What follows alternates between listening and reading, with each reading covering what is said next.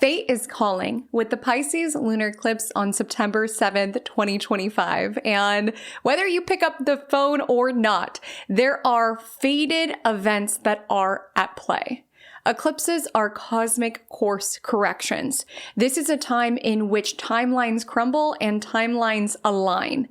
We can experience an acceleration as it relates to our own soul's growth. And what does that mean for us within our life outside of the eclipse season buzzwords? It means things get real. Things get a little intense. Things get a little emotional. This is a lunar eclipse in Pisces that we're talking about. That's like a full moon in Pisces on steroids. We are going to be feeling all of the feels. And there can be certain events, big and small. We will go into deep detail around where exactly this eclipse is lighting up your chart in the life arena that is being spotlighted. But in big and small ways, our soul journey is being advanced at this time. And for some of us, this could show up in the typical eclipse season ways around transformations, dramatic endings, powerful new beginnings, fated alignments coming to the surface. But for all of us, regardless if this is a major eclipse story or a minor eclipse story, there are events transpiring for you in September 2025 that are meant to be. It may be confusing for the mind, but my love, it is gold for the soul.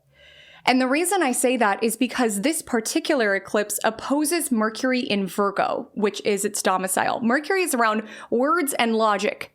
This is an eclipse season where it may not make sense at this time. There could be an energy around, gosh, I did not want this particular part of my life to be over just yet, or I was not ready to say goodbye, or it doesn't make sense why this opportunity that seemed perfect is not coming into alignment. It doesn't make sense to our human minds, to logic, or maybe even to the plan with South Node in Virgo. But with North Node in Pisces, whatever is transpiring, even if it does not make sense to our mind, is there to further the development of our soul, our calling, and what it is that we are fated to experience. When it comes to navigating this eclipse season, there is a call to soulfully surrender to what is transpiring right now, to witness what is unfolding within your world, the themes that are coming up, and to say, is that so? Is that so? This is not a time to force. This is not a time to rush. This is not a time to control. Although with South Node and Virgo, you could be tempted to do just that. This is a time to let it be and know that what is transpiring can be confusing for the mind. It can be off track for our plan, but it's always in alignment with the divine's plan, and it is supporting our soul's growth.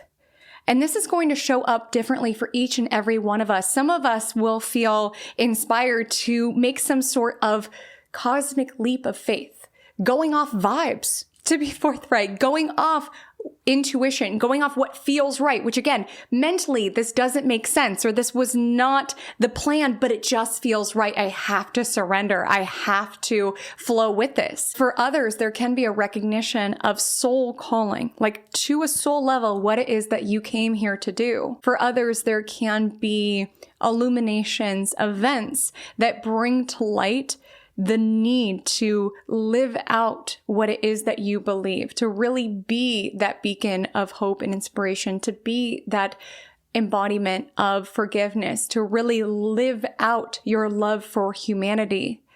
This is going to show up differently for each and every one of us, but there is a call for all of us to surrender to the soul, to let the soul guide, to let the soul lead. With this lunar eclipse in Pisces trining who it's answering to traditionally, Jupiter in Cancer.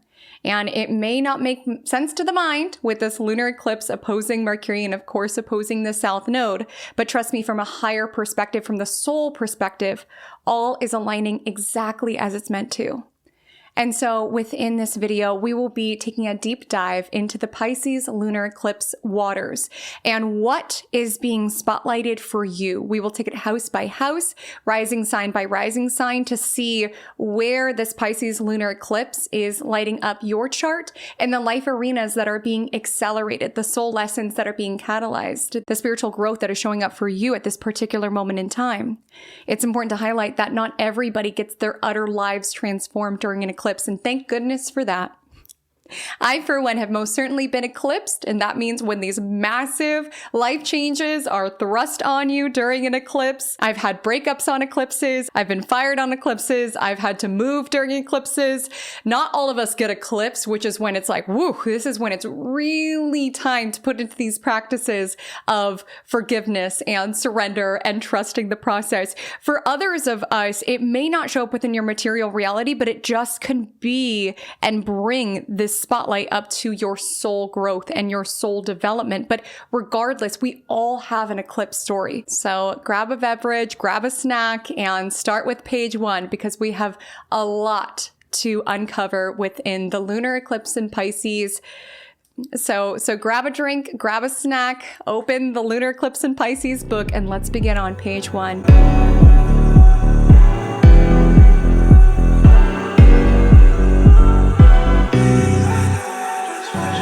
The Pisces lunar eclipse will land on September 7th at 11:09 a.m. PDT.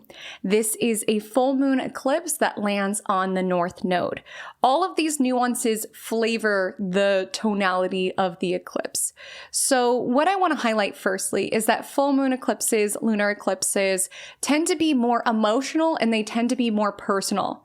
Now add that with the mutable water sign Pisces, and you could see why I shared earlier that we're going to be deep in the feels. We're going to be swimming in an ocean of emotion at this time.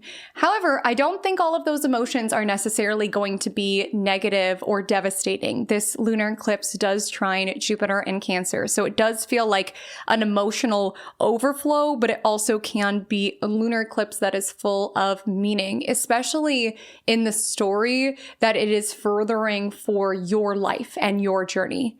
As I highlighted, full moon eclipses tend to be a little bit more personal, and they can be culminations, reveals, ahas.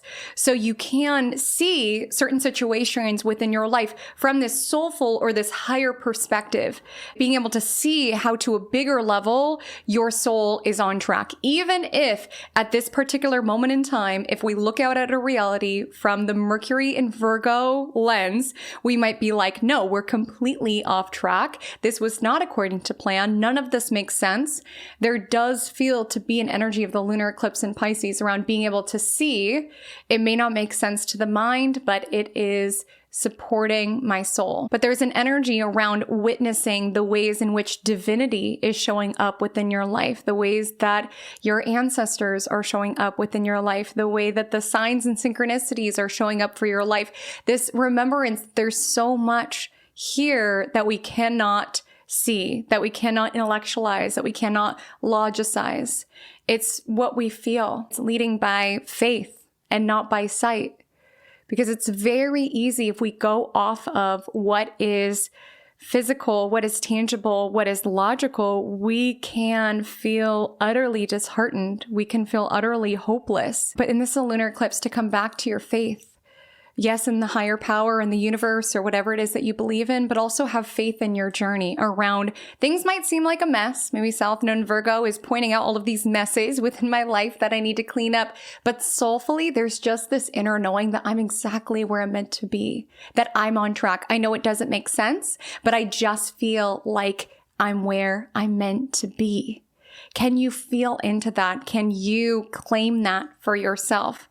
A lot of times we look to astrological transits and look to astrologers. I know I get this question quite a lot in readings around, is it going to be okay? Tell me it's all going to be okay. And of course, there's transits that can denote that. But this is a lunar eclipse in Pisces to feel that, to know that for yourself, to have that faith within yourself and your journey. Because if you look for this proof and validation outside of you around, tell me I'm going to be okay, tell me what my purpose is, tell me what my path is, these are all things that have to come from within. And they are tied in a sense. The more that you believe, I have a purpose here, there's a reason why I'm here, things are going to align for me, things are going to get divine for me, the more that you really look for ways in which how that is meant to show up within your reality. But it takes that trust in the mystery of it all. Some of you, if you watch my weekly horoscope series, Magic Monday, you know that I've been super fascinated in tarot as of late. And obviously, we're talking about astrology here. It's Haley Comet Astrology, not Haley Comet Tarot. But I do feel called to just share that Pisces, the sign of this lunar eclipse, within tarot corresponds to the moon card, which is a card that's very much around confusion, what's hidden, and illusion. And so there is a lot showing up within September 2025 where there's more to the story. The moonlight can only show so much. It may be revealed, but it's still in the darkness. So yes, with this full moon lunar eclipse, information can come to the surface. Ahas, epiphanies, really powerful dreams, premonitions can absolutely surface, but it's not fully illuminated. There's still things that are in the shadows. There's still things that only God knows, the universe knows, the higher power knows. And that really is important to keep in mind when it comes to eclipses, because when it comes to eclipses, it furthers along stories, it furthers along themes, it furthers along growth within our life. And if we go off of what is showing up right now, the tangible reality that we are looking at right now, we're not taking into account the bigger stories that are playing out, what is being orchestrated and aligned behind the scenes, behind the curtains. There's more to the show. There's more to the play. I don't know why I'm seeing a play within my mind. And I'm just thinking about how behind the curtains, the thespians, the actors, the actresses are getting ready for the next plots and the next scenes. And it's like we, as the audience viewing our reality, we just go based off what's on the stage right there, what's happening right there. And let me tell you about lunar eclipses. It tends to really amp up the drama, amp up the plot. So get ready for that in September 2025. But there's more to the story. The story is still being unfolded. There's props that are being aligned off screen. There's characters that are yet to be announced, and everything that's playing out now is furthering the story, furthering the play, furthering the narrative that will continue to show up. So what does it look like to surrender to what is right now while knowing that there is more to be discovered, there's more to be uncovered, there's more to be revealed? And where is it that you can surrender to what is happening now? Eclipses do tend to accelerate timelines, accelerate growth within our lives. We will talk about the prior eclipses within this axis momentarily, but I want to highlight it's very important around eclipses and really in life altogether to not just believe in divine timing, but live out divine timing. Sometimes we're so ready for the next act of the play or for a particular character to be introduced or for a particular plot line to be completed. We forget about the perfection of the universe, the perfection of the screenwriter and orchestrating everything, but also what we are meant to learn from this particular act in the play. We can think, oh, I just want to get to the next act. I just want to get to the next act. But there's a reason why things are orchestrated as they are. There might be certain information that we are meant to gather from this act in the play. There might be certain tools we are sharpening at this moment. There might be certain elements of our lives that we are preparing for. It feels relevant to mention that at the time of this eclipse, Saturn will have re-entered Pisces. It's currently retrograde and it will re-enter Pisces. It finishes out its journey through Pisces just before the next eclipses on February 13th, 2026. And the reason I bring this up is because Saturn is what is hard. It's what can feel very restrictive. And with Saturn and Pisces, a lot of individuals I feel have been going through a crisis of faith around feeling hopeless or being like, are you there, God? It's me, Haley, like, hello, or just wanting and craving and desiring support, but feeling like abandoned by the universe, abandoned by God around, I want it to be act 3. I want this character off my stage. I want this particular character in the play. Like, hello, are you there? Are you there? And that can make us feel disheartened. It can make us feel hopeless. And again, this is a lunar eclipse to reinstill hope, to reinstill faith, to feel it until you embody it. Even if there is no evidence within your external world, this is a lunar eclipse to have faith in yourself, your journey, and your path. And to do that, we have to have faith in the universe. And I just feel with Saturn and Pisces, a lot of people have had their faith tested around not feeling particularly supported by the universe, by the cosmos, by their higher power. And that's where it's important to trust. You are learning particular tools that are going to be essential with the next chapter of your journey. You are learning particular lessons that are going to be essential within the next chapter of your journey. You are being prepared.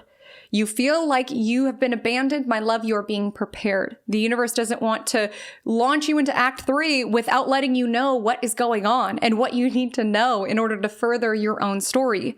So where is it that you can surrender to what is happening right now? And I don't share that in a disempowered way. If you're familiar with me and my channel, you know I'm big on co-creative astrology. I'm not about just releasing our agency and autonomy to the universe. But this is a particular eclipse to look at your reality, and while it could be tempting to dream of a different reality and to fantasize, wouldn't it be nice if I was here or there and there? Be here, but know that this is only part of the story. This is just what's on the stage right now. Where can you surrender to what's here, to study the act and what is coming up, knowing that there's more waiting in the wings. Know that there's a bigger play at play, but surrendering to what is, because that will help you in not getting antsy within your seat and wanting to be elsewhere and checking out from your reality. That's something to be very conscious of during this lunar eclipse in Pisces, is to not escape from your reality, to numb from your reality. So the temptation to numb out from your reality, to be disillusioned, to escape is going to be incredibly high during this time.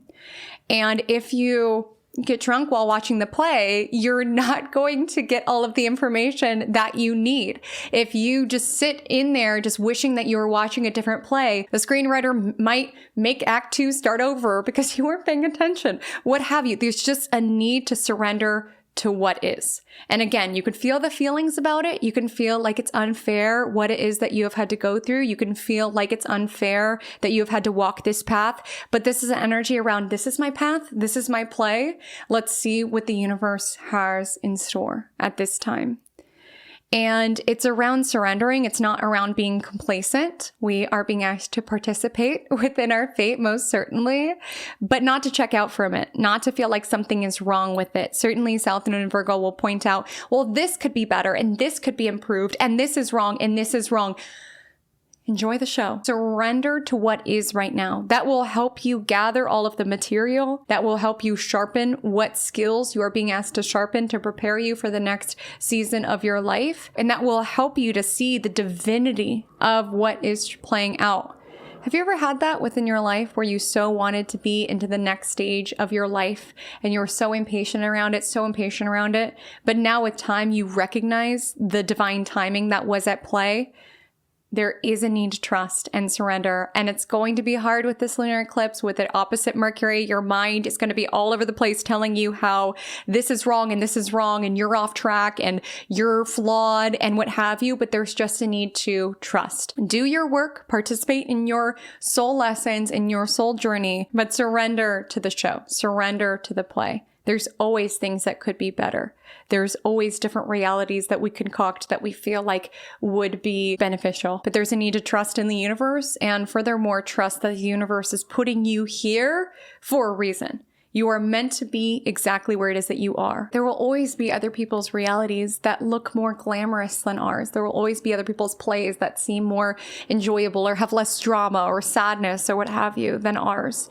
That will be eternal, and our mind will scan for that data and look for reasons to be unhappy, truly. And there could be an energy, certainly with Pisces lunar eclipse, this energy can give way to victim mentality. Why me? Why me?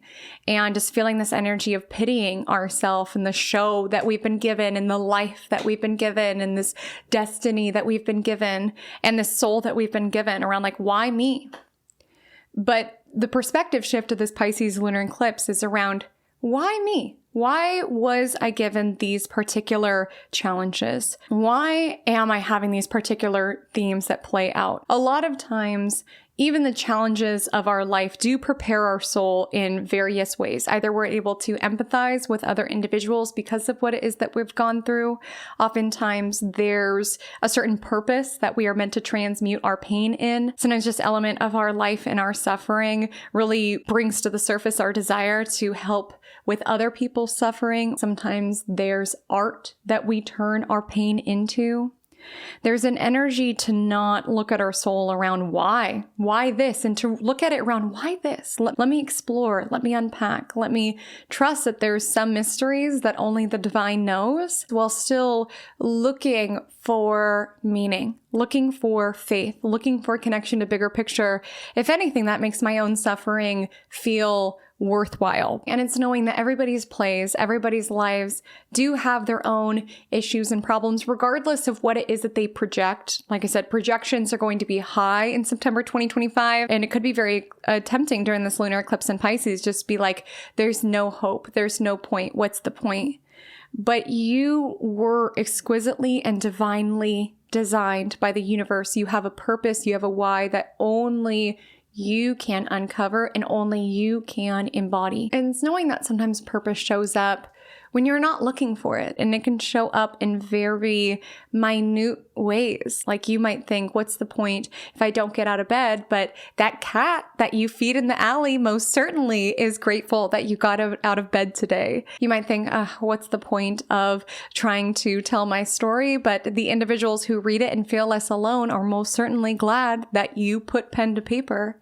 You might think, who would care if I wasn't on this planet anymore? But I guarantee that there are people within your orbit whose lives are brighter because of your presence within it. If you're not confident that my life is brighter because you are here on this planet, there's an energy to show up for your life because it is yours, and you can take into account the massive suffering on your own level as well as the global humanity level. Pisces energy is loaded with empathy, and when we feel all of it, it could feel so heavy, it could feel so dense, it could make you want to check out altogether. But if anything, this Pisces lunar eclipse wants you to check in. Be here. There's a reason you are here. No matter how big or small your purpose is, you do have a purpose. And this is a lunar eclipse to recognize where that shows up. This lunar eclipse is on the North Node, which signals gain, growth, future, what we're being launched towards. So there's certain illuminations, culminations that are surfacing at this time that are launching you forward, or even your bloodline forward. I do need to highlight that this lunar eclipse in Pisces answers to Jupiter in Cancer within traditional rulership. And even if you're not a traditional planetary ruler kind of person, this lunar eclipse does trine Jupiter in Cancer. So it's also knowing that there could be immense purpose in how it is that you raise your children, how it is that you break ancestral patterns. There's immense purpose in how it is that you care for your grandparents or call your grandparents, or how it is that you show up for your caregiving. Again, this is a lot to handle. It's heavy, but there's an energy around recognizing the purpose within these arenas of life. I feel for some, you could really feel presence of those on the other side, your ancestors even, or people within your family who have passed on, and feeling how they visit you in dreams. They support your journey. I had to take a moment as I was filming. Today is my maternal grandmother's birthday, and I swear when I started talking about bloodline and ancestry, the vibe in the room changed. So even just like witnessing that and the spiritual barometers that each and every one of us have, again, someone would just look at the room and be like, Haley Comet, you're just a girl in front of the camera and lights in a room. But Pisces energy honors the energetic and emotional antenna that each and every one of us have if we are paying attention, if we are noticing the signs and the synchronicities and the support that we have in ways that are not just tangible.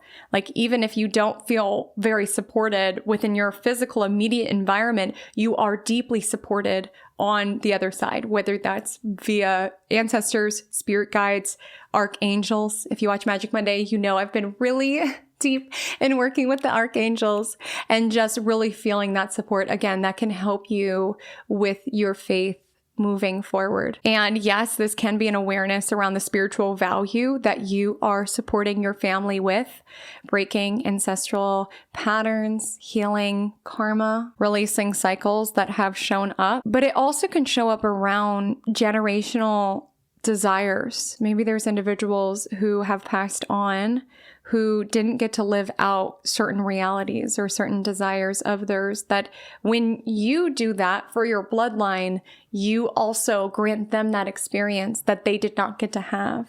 So if you are able to live on your own and no other woman within your family was able to do that, that is healing the bloodline. If you are able to claim your bodily autonomy, and that is something that ancestrally has been taken from person to person to person, if you are able to live out certain desires that other people were not able to, if you were able to live in freedom when your ancestors were not able to, it's like knowing that you are an embodiment of those who came before, and you advance your bloodline. You have a purpose of being here. So it's honoring that. I'm seeing this meme in my mind. I'm just going to add it here because I just think it's so powerful and I feel it's so apt here.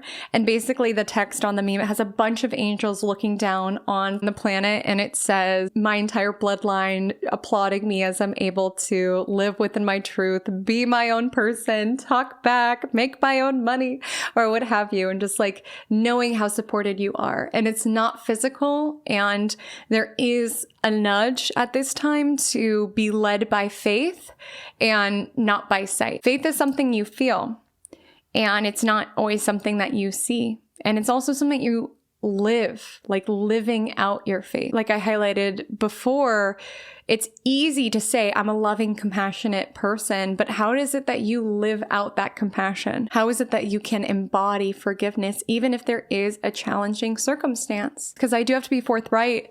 Eclipses can bring challenging circumstances. It really is an opportunity to practice what we preach, where we can say love and light, we can say that we're good people, but when push comes to shove, do we live that? Do we embody that? Can we forgive the individuals who have hurt us? And I'm not saying everybody's there. I'm not saying everybody needs to be there, but you can hold the nuance of this experience. You know, Pisces energy is such an overwhelming energy because it feels everything. It is everything. It's the final sign of the zodiac. It holds all of the suffering and pain and gifts and challenges of all of the signs that come before. And because it's so loaded with empathy, it's like, gosh, you did something to me, but I understand why you did it from a higher level.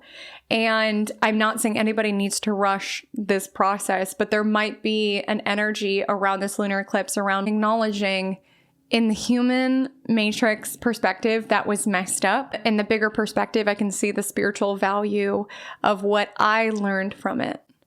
And that doesn't make what you did okay, but I can see how it taught my soul lessons. It's not saying like it's all good because it's all meant to be, because it's tough, it's heavy, it's devastating. I'm thinking of that song Jakai by Janae Yoko where she says, hell is not a place, hell is not a certain evil, hell is other people, or the lack thereof, and their lack of love.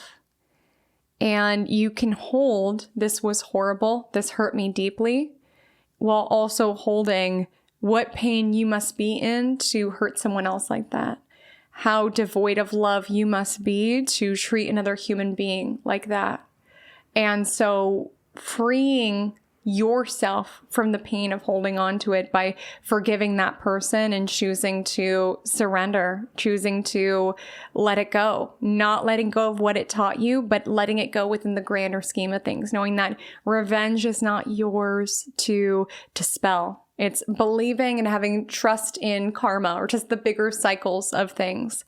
And it's recognizing that we all are good and bad. We can strive to be the best person possible. We can strive to learn our lessons and to be in alignment with our own morality. But none of us have the moral high ground to say that we are perfect. We may have never done something like that, but it's also like recognizing within this human journey as souls, there's messiness, there's nuance, there's gray area. You know, the opposition to Mercury and Virgo so wants to categorize, so wants to analyze, so wants to put people in boxes of good and bad. And as I highlighted, this is part of an ongoing journey. And the last eclipse that we had in this axis was March 2025, and the eclipse prior to that point, September 2024, the Pisces lunar eclipse. At that point, the North Node was still in Aries, but it was signaling and previewing what some of this North Node in Pisces, South Node in Virgo would be about.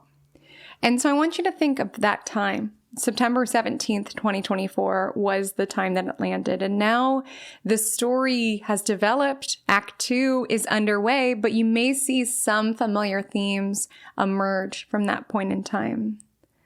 I will share personally, I am a Pisces sun, Virgo moon, Virgo rising. So those of you who know astrology are likely not shocked to know that this eclipse cycle has been shaking up my reality. And that particular day, that eclipse, the day of the eclipse, it doesn't always land like that, like to the day, but for me, it was on that particular day, something horrible transpired. It's taken a year of being very, very diligent around my healing, but I genuinely am to a place where I would tell that individual who did that to me, like, thank you. Not because of what they did, but because of what I learned from it, how I took that along with me on my soul's journey, how it accelerated and catalyzed my own soul's journey, how even in the face of that much darkness and evilness, I did not allow it to consume me.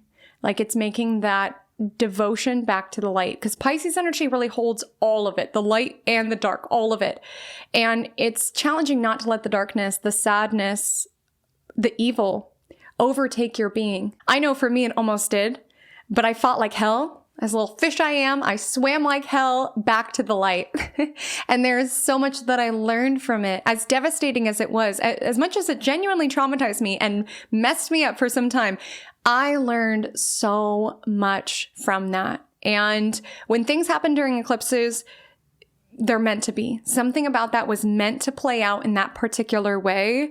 And you can either stay woven with it around that person is all evil and this is the worst and the universe abandoned me, or you could just say, hey, what happened was not my fault. How I proceed forward is my responsibility. What I allow it to mean is my responsibility, and how I continually choose to feed the light, to look for the hope, to look for the faith, to trust that I am guided. That's on me. That's my work. That's what I'm devoted to and dedicated to. And it's not me suggesting that we all need to be there. Like, when it comes to Pisces energy, it's really empathizing and understanding that we all have our own unique experiences. Of course, I can feel for you and see shades of myself and my own suffering within yours, but ultimately we are on our own path. So this is not me saying that everybody needs to choose forgiveness or see something from a higher spiritual level during this eclipse. But what I will highlight is that forgiveness does set you free. With the trine to Jupiter, it sets you free. And for some, you could even forgive a family member, even if you do not communicate that to them, like, or they've passed on or something like this, seeing the higher perspective around, okay, I see the pain that they endured. And for myself, I choose to free myself. I choose to forgive them. And for others, you may be asked to forgive yourself, to see yourself through the eyes of the divine, and to see that you were always doing the best that you could with the resources at your disposal and navigating the pain that you endured. And this is not to say we should not utilize these experiences as opportunities for growth and for true redemption, but it's really like forgiving yourself to a soul level, especially if you've been locked in a prison of guilt and being very hard on yourself. See yourself through the eyes of the divine. With South Node Virgo, it's all too easy to expand our imperfections and to lock ourselves in cages of shame and guilt. But it's important to know soulfully, spiritually, you are here for a reason. You are where you're meant to be. But soulfully, spiritually, it's important to honor and understand you are here for a reason and you're where you're meant to be, even if it does not make sense at this particular moment in time. And Pisces energy can be very heavy due to the waters that we're all swimming in of sensitivity and our own suffering as well as humanity's suffering all together. And many individuals may feel tempted at this time to drown out their sorrows with alcohol or with mind-altering substances to tune out, to check out. And it's going to be important to be here. Eclipses tend to muddy our mind altogether and make things more murky. So my encouragement would be not to layer that on with substances or alcohol that just kind of adds to the overwhelm, the murkiness of this time. There's also a lot intuitively occurring, and those sort of substances, it's not me casting judgment. If anything, Pisces lunar eclipse is around releasing judgment. We're all on our own path. But what I'm saying is that I would stay away from anything that puts you out of alignment with your own soul or that numbs your senses. This is an eclipse to be very on, be very attuned with your dreams, be very attuned to the signs, the synchronicities with your intuition. This is a time where it is mandatory and imperative that you are grounding your energy, protecting your energy. This means before you leave the house, do your protection rituals. Even if this sounds a little out there and woo-woo, I'm just saying, before you leave the house, visualize yourself in a protective bubble of energy, because energetically it's just a lot. And with Pisces, we're not just feeling our own stuff, we're feeling others as well. And it's knowing that you are a psychic, intuitive being. We are constantly picking up on frequencies of all sorts of different people. Someone could jump in your mind. You're like, that's so random. And then you hear from them an hour later, or they book with you 2 hours later. Like, trust yourself as the channel that you are, and to be able to pick up on these frequencies and trust the guidance that you get. It's going to be important to exercise discernment. It's going to be important to ground yourself in your energy so that it doesn't feel so murky, so that it doesn't feel so confusing, so that you don't get overwhelmed with a feeling of sadness and feeling crummy without recognizing and realizing that it's not yours. It's going to be important this Pisces lunar eclipse to keep your energy clear and keep you as a channel clear. You can hold space for other people's pain without taking it on. And it's important to just recognize on big and small levels where other people's energy is infiltrating yours.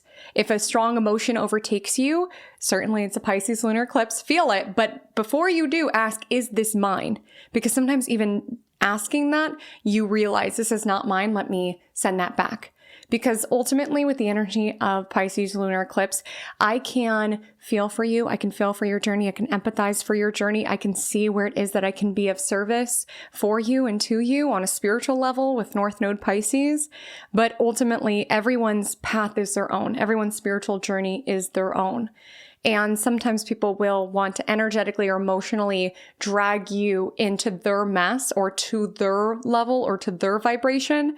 And for you to really be the person that you are here to be with the calling that you have, it's important to plug into your soul. If you're so muddied by other people's desires of yours and how it is that they pull on your energy and confuse your identity, you'll never be able to experience the fulfillment of carving and excavating who it is that you are here to be as a soul. And I think there is a dynamic with this Pisces lunar eclipse. What is our work and what is not our work? It brings to mind an energy of like witnessing the circle of life and every shade of it. Like with the energy of Pisces, all of the nuances of it. Yes, the beauty of it, but also the ugliness of it, the joys and the sads. Pisces energy holds space for it all and doesn't categorize things as good or bad. It just is. That's an energy of North Node Pisces. It just is. South Node Virgo wants to analyze, wants to understand, wants to dissect. And sometimes we have these moments of the circle of life that we witness around seeing a fly struggle within a spider's web and wanting to free the fly, right? Or seeing a butterfly struggle to get out of the cocoon and wanting to help it out. But we have to like kind of take that step back and recognize that is not our work. That is not our role, especially in the bigger cycles that are playing out. And so some of you could feel this in regards to seeing a loved one suffering or a friend struggling. And of course, being there, empathizing with their journey, being compassionate and caring, while also understanding that some work is not yours to do. And to a spiritual level, sometimes we learn certain lessons that we need for our journey onward in those moments of struggle. And that when we micromanage, when we get involved, when we seek to do other people's work, we take away that spiritual lesson that they can learn. I mean, fundamentally, if we help a butterfly get out of a cocoon, they will never be able to fly because that's how it is that they build the strength within their wings, is getting out of the cocoon. And so North Node Pisces is around, I could be present for your pain. I can witness it while also recognizing recognizing it is not mine to take on. I can be present for your problems while also recognizing they are not mine to solve. And with the energy of South Node Virgo and Virgo season all together, sometimes we want to be the one to fix it, to save it. But to a soul level, we all need to be the ones who save ourselves. And the Pisces Virgo axis does bring to light this idea of being of service and helping others. Virgo more so to a physical level and Pisces more so to a spiritual one. And for some, there just could be this awareness of the spiritual value that you are adding within the physical finite tasks that you do. Where again, if there is a tendency within your own mind to be like, well, it's just serving coffee, it's just doing this. The Pisces lunar eclipse is around remembering, but you are being a beacon of compassion within other people's days. Remembering other people's orders makes people feel seen. It's like remembering the bigger picture at play here. Virgo energy does emphasize our physical efforts. And so if any of you are feeling overburdened, overwhelmed, overworked around helping others, there could be an energy of like caregiver burnout in a sense, and feeling very physically drained or feeling like your schedule is very full. There could be a call in this Pisces lunar eclipse, this desire to reorient yourself to your North Star around why you do what you do, or even potentially what would help with more ease, with more freedom with the Pisces lunar eclipse trining Jupiter, or to move in the direction of what carries meaning for you or what feels more soulfully supportive for either you or also humanity at large. If you are someone who is in a role of helping others who feels like you're just solving problems as they come up, because that's what Virgo is about, solving problems. And sometimes the ego payout that we get around being the one who swoops in to fix the problem, to save the day. Pisces lunar eclipse is around where can I step into a role that prohibits the problem from ever surfacing, or soulfully or spiritually reorients people to being able to fix it themselves or guide their own path. Something like this can also surface. There's truly so much to be said on this Pisces lunar eclipse, and there are other themes and messages that will surface as we take it into our sign by sign, house by house analysis.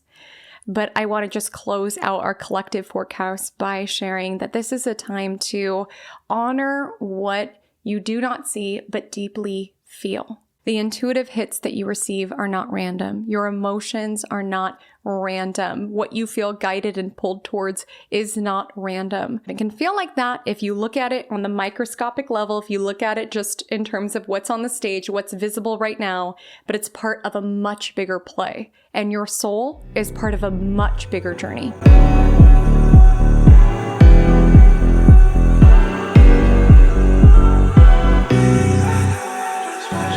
Not every eclipse shakes up our reality, and thank goodness for that.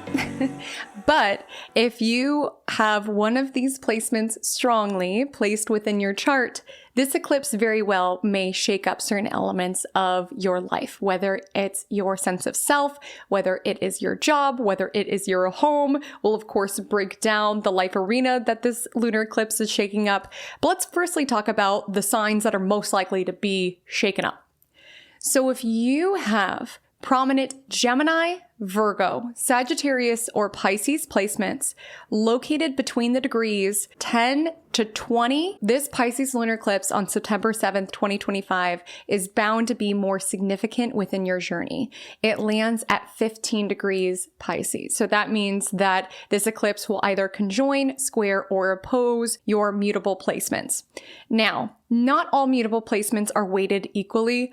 I would say this eclipse will be the most influential for those who have Gemini, Virgo, Sagittarius, Pisces placements between 10 to 20 degrees of the following planets: Sun, Moon, Mercury, Venus, Mars. The personal placements are going to be more personally affected. Also, the angles. So ascendant, IC, descendant, midheaven between 10 to 20 Gemini, Virgo, Sagittarius, or Pisces. This eclipse is shaking it up. And when I say shaken up, I do mean changes, shifts, ahas, epiphanies, timelines crumbling, timelines aligning. In the higher lens of the universe, all is transpiring as it's meant to. It's very tempting with South Node Virgo and this lunar eclipse opposing Mercury to deem things as good or bad. And there can absolutely be events that happen this month that you, within your mind right now, would perceive as bad.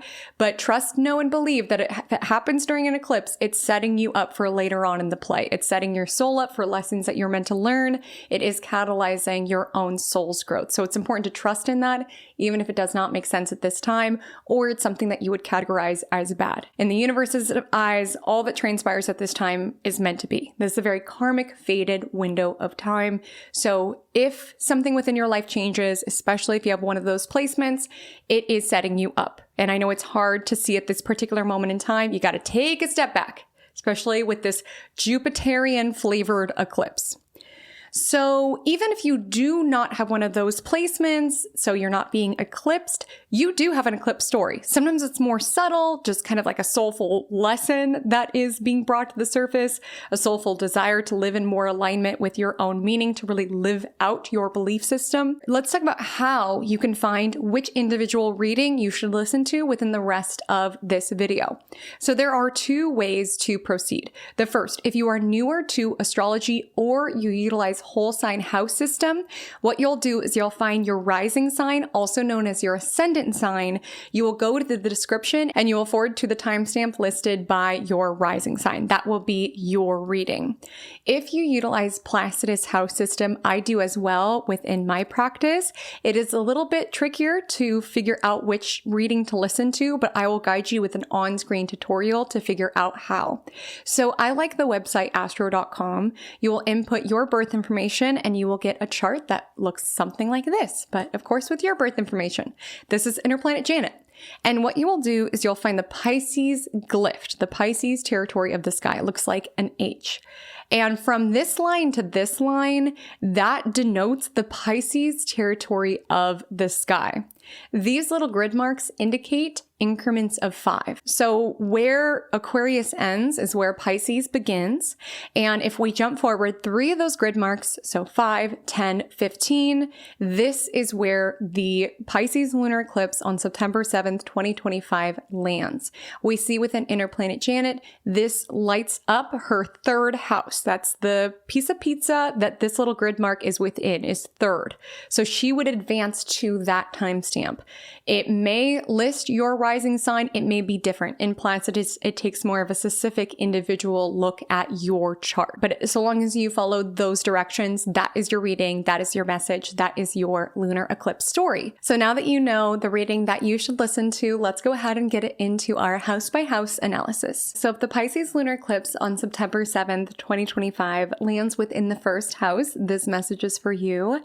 You may potentially be a Pisces ascendant. You may just have 15 degrees Pisces located within the 1st house. Either way, this eclipse is going to be quite pivotal and quite transformative for you. It's landing in an angular house, which is a more significant house, astrologically speaking, and it's also lighting up the house of self. So you are the protagonist of this lunar eclipse, and it's going to bring up a lot for you and about you, and particularly your own sense of self. This eclipse is going to nudge you to live in divine alignment with your own path and to allow the sound of your intuition to be even louder than the words of those around you. With this lunar eclipse in the 1st house of self, this denotes that the sun is transiting your 7th house of others. So there's a lot that's showing up for your own soul's growth that's around bouncing energy off of others. Like when we think of a full moon,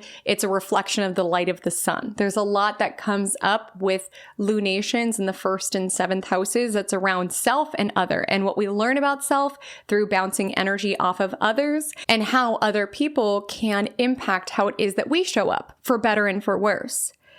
And when it comes to Pisces energy, as I highlighted earlier, it tends to be a sign that can shapeshift quite a bit For a lot of you, you're Pisces rising. So you could be somebody where when you connect with other individuals, naturally, energetically, and emotionally, you acclimate to their waters, so to speak, to their energy, or even sometimes what they desire from you. Sometimes you can even just feel into what version of yourself you should lead with that will be the most amenable, that will be the most affable to this individual. And a lot of times you do this intuitively, energetically, without even thinking, subconsciously. And this does not indicate being fake or anything like that. It just could be this energy around being able to naturally and psychically kind of pull out what other people want you to be or what would be convenient for you to be, but you didn't come here to be convenient for others. You didn't come here to morph and adjust to other people's perceptions of you or even projections of you. So there actually could be something that transpires around this eclipse where you are having to choose yourself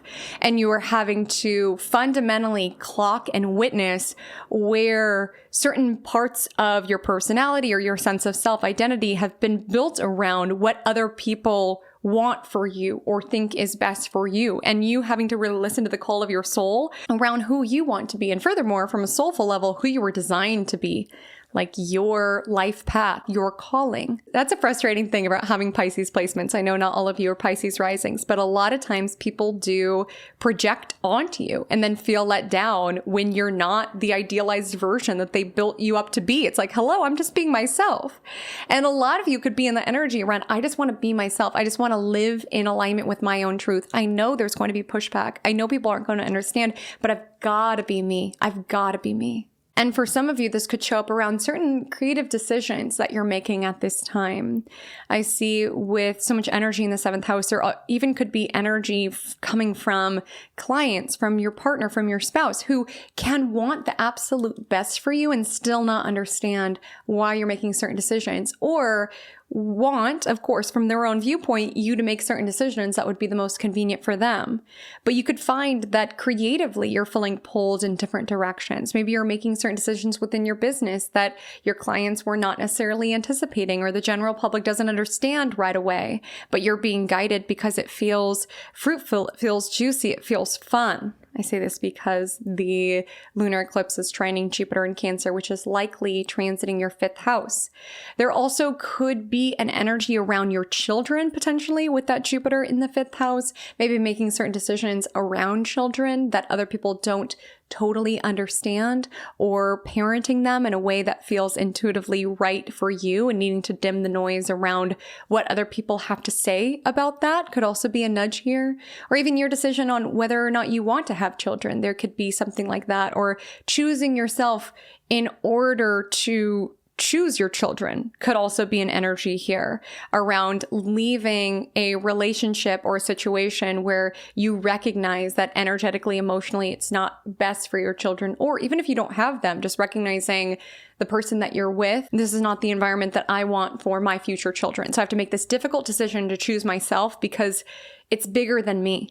It's bigger than me. It's for my bloodline. It's for my ancestry. Because ultimately, that is what you're being asked to do at this time. I'm not saying everybody needs to go through a breakup at this time. I'm not saying everybody's making this decision. That's so controversial at this time.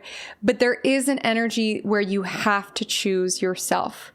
You were chosen by the universe, by divinity, for very particular purpose. And to fulfill that purpose, you must choose yourself.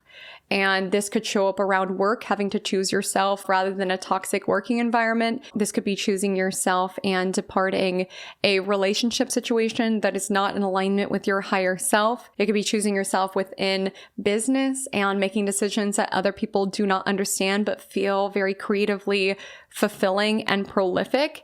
There's an energy to choose yourself because there's a reason why you feel so guided to this. There's a reason why you feel so pulled to this. There's a reason even why intuitively, energetically, it's felt off. You know, for some of you, there just could be something that transpires around the eclipse where you can't ignore it anymore. You can't avoid it anymore. The signs are there. The synchronicities are there. And certainly mentally, I'm sure there's a million reasons why you should stay or stick with the status quo or do this or that. But there's just this energy where you can no longer ignore the sound of your soul screaming. That feels dramatic, but like intuitively, there just could be something that weighs on you at this time where it's like, I've got to do this. And it will be made very clear to you. And it's not to say all of you are making this like major decision. I feel that for some of you. For others, there's just this awareness on who you are here to be. And to do that, you do have to dull the noise from other people. Because like I said, it's not that all of you are going through a breakup, going through a divorce, something like this, something dramatic. For some of you, it's just like, you know, my partner can't do this for me or can't learn this for me. My clients can't decide this for me. I have to define me for me. And that means sitting down to commune with God, to commune with higher power, to commune with the universe in order to really feel into what feels right. It's not to say after this eclipse, you're going to be like, I know exactly who I am and exactly what I'm meant for and made for. I think that might show up for a couple of people, but you know, we're only about halfway through our North Node in Pisces journey. There's still more of the play to be uncovered. It's not saying you need to have it all figured out, but there could be particular glimpses that bring you closer around. I don't know where exactly this path is leading me, but I know this feels right. I know I feel the most me here. And it's important to really get grounded in your own energy. Like meditate at this time, ground during this time. You, with some Pisces degrees in your first house, are very psychically and energetically sensitive. And so you may not even recognize how often you get pulled into other people's energy. And with that, their desires, their wants for you. If you have a hard time defining what you want, or even allowing yourself the space to have opinions, to have preferences. If you're someone where when someone asks you what you want for dinner, you're like, I don't know, what do you want? Like defaulting your own agency and autonomy to them rather than tapping in. What is it that I want? You're allowed to want what you want. You're allowed to be who it is that you are. You don't have to just conform and adjust to other people's desires or projections of who you should be or what would be the most favorable in the gaze of whoever it is that you're in front of. You're allowed to take up space. You're allowed to be unique. You were designed this way. And this Pisces lunar eclipse could be an awareness of this. And so it's important to get into your own energy. Certainly eclipses in the first house. Honor your physical vessel. Honor what your body is telling you. Honor if you're feeling drained or overwhelmed or overworked. With that energy of feeling pulled into other people's energy and preference, that can also show up around feeling like you always need to help or fix everybody else's stuff. When you have a kind heart that wants to help, you do have to protect it. And so if you feel like you're so pulled into those around you and their drama and their problems and you're fixing all of that, so much so that you don't have the space, the energetic or emotional capacity to do your work, the big soul work you're feeling called to, this Pisces lunar eclipse could be around really checking in. And if you find that you are someone who is continually pulled into other people's drama and chaos and problems and being the one that other people turn to, that's a beautiful thing to have a kind heart and to be one that wants to genuinely take away other people's suffering. But what I want to highlight here is that you cannot show up for anyone unless you show up for yourself. My therapist is breaking up with me, which is actually good because that means growth. That means growth, which is actually such a good thing. We're soft exiting right now, which means I'm in a better place, thank God. But one of the things that she said to me was, you have to remember that you are the most important person in the room. And that's not me having a God complex or thinking that I'm more important than other people, but it's just knowing that we and our comfort, our desires, our preferences have to be the most important thing. And I mentioned this to you all because you've got Pisces in the first house, so it could be all too easy to feel into, what does everybody else need? You are the most important person in the room, and you have to take care of yourself in order to show up for anything else within your world. And I know we hear that all the time, but this is a Pisces lunar eclipse. So remember, I am the most important person in the room, especially if I am here to fulfill the creative visions that I have, to be the parent that I want to be, to break the patterns that I want to break. Like, I have to prioritize myself. And maybe that's even prioritizing your spiritual rituals or routines that help ground you into your physical vessel and connect you to your soul. I also see that could be a focus at this time, the necessity to do that. I'm also feeling just in terms of how it is that you start your day to day. Some of you could have an awareness in September, like, okay, I really need to have a morning routine. Like first thing I open my eyes and I'm just pulled into everybody else's problems and even like the comments on social media and what other people want from me, that I'm not even able to tap into set with deliberate intent what I want to experience that day, how I want to feel that day, or what I want to birth that day, what I want to create that day.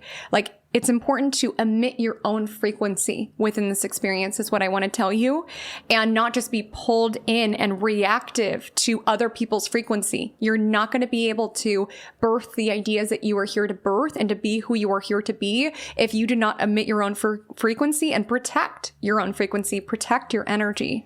I even see some of you, due to certain situations that you've been navigating with people in your life, you've got Pisces in the first house. First house is around our physical vessel. Pisces is very spiritual. And sometimes the ways that we sacrifice ourselves or neglect ourselves or take on other people's problems, sometimes that does surface physically, where it's like we are constantly hearing out what our coworker is going through, and then we go home and we have headaches, or certain things that our partner puts us through causes us to overindulge in sugar to just offset it. Like, of course, it's not deflecting responsibility for the care and keeping of your body, but it's knowing oftentimes what you're navigating spiritually shows up within your vessel. Your body keeps the score.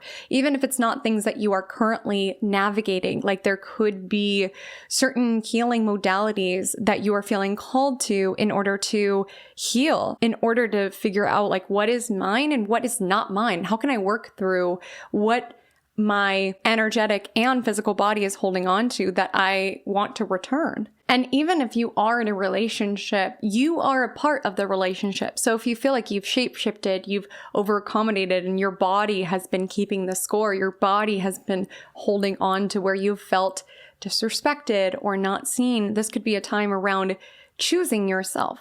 Like choosing what feels good for your body, choosing what feels good for you energetically. And it's not to say this is a breakup for everyone. It could just be this energy around, I'm reclaiming my sense of self and my sovereignty by doing this one thing for myself. Maybe for some of you with that trine to Jupiter and Cancer in the 5th house, maybe there's an energy around in being a parent, you've somewhat lost or muddied your own sense of self or your own identity. And this Pisces lunar eclipse could be around, I'm a different person now, certainly being in this journey of being a parent, but what feels good for my soul now? What feels good for my sense of identity now? Outside of being a parent, I am a human, I am a soul. What can I do to connect deeper with that and to that? And even if you're in a healthy relationship where you don't necessarily feel this pressure around over-accommodating or self-sacrificing or anything like that, you could just feel this energy around following what feels good for your soul. Maybe some of you, your partner is a little doubtful or is very, very practical to the level where sometimes it feels like your dreams are being limited or they don't believe in your dreams as much as you do.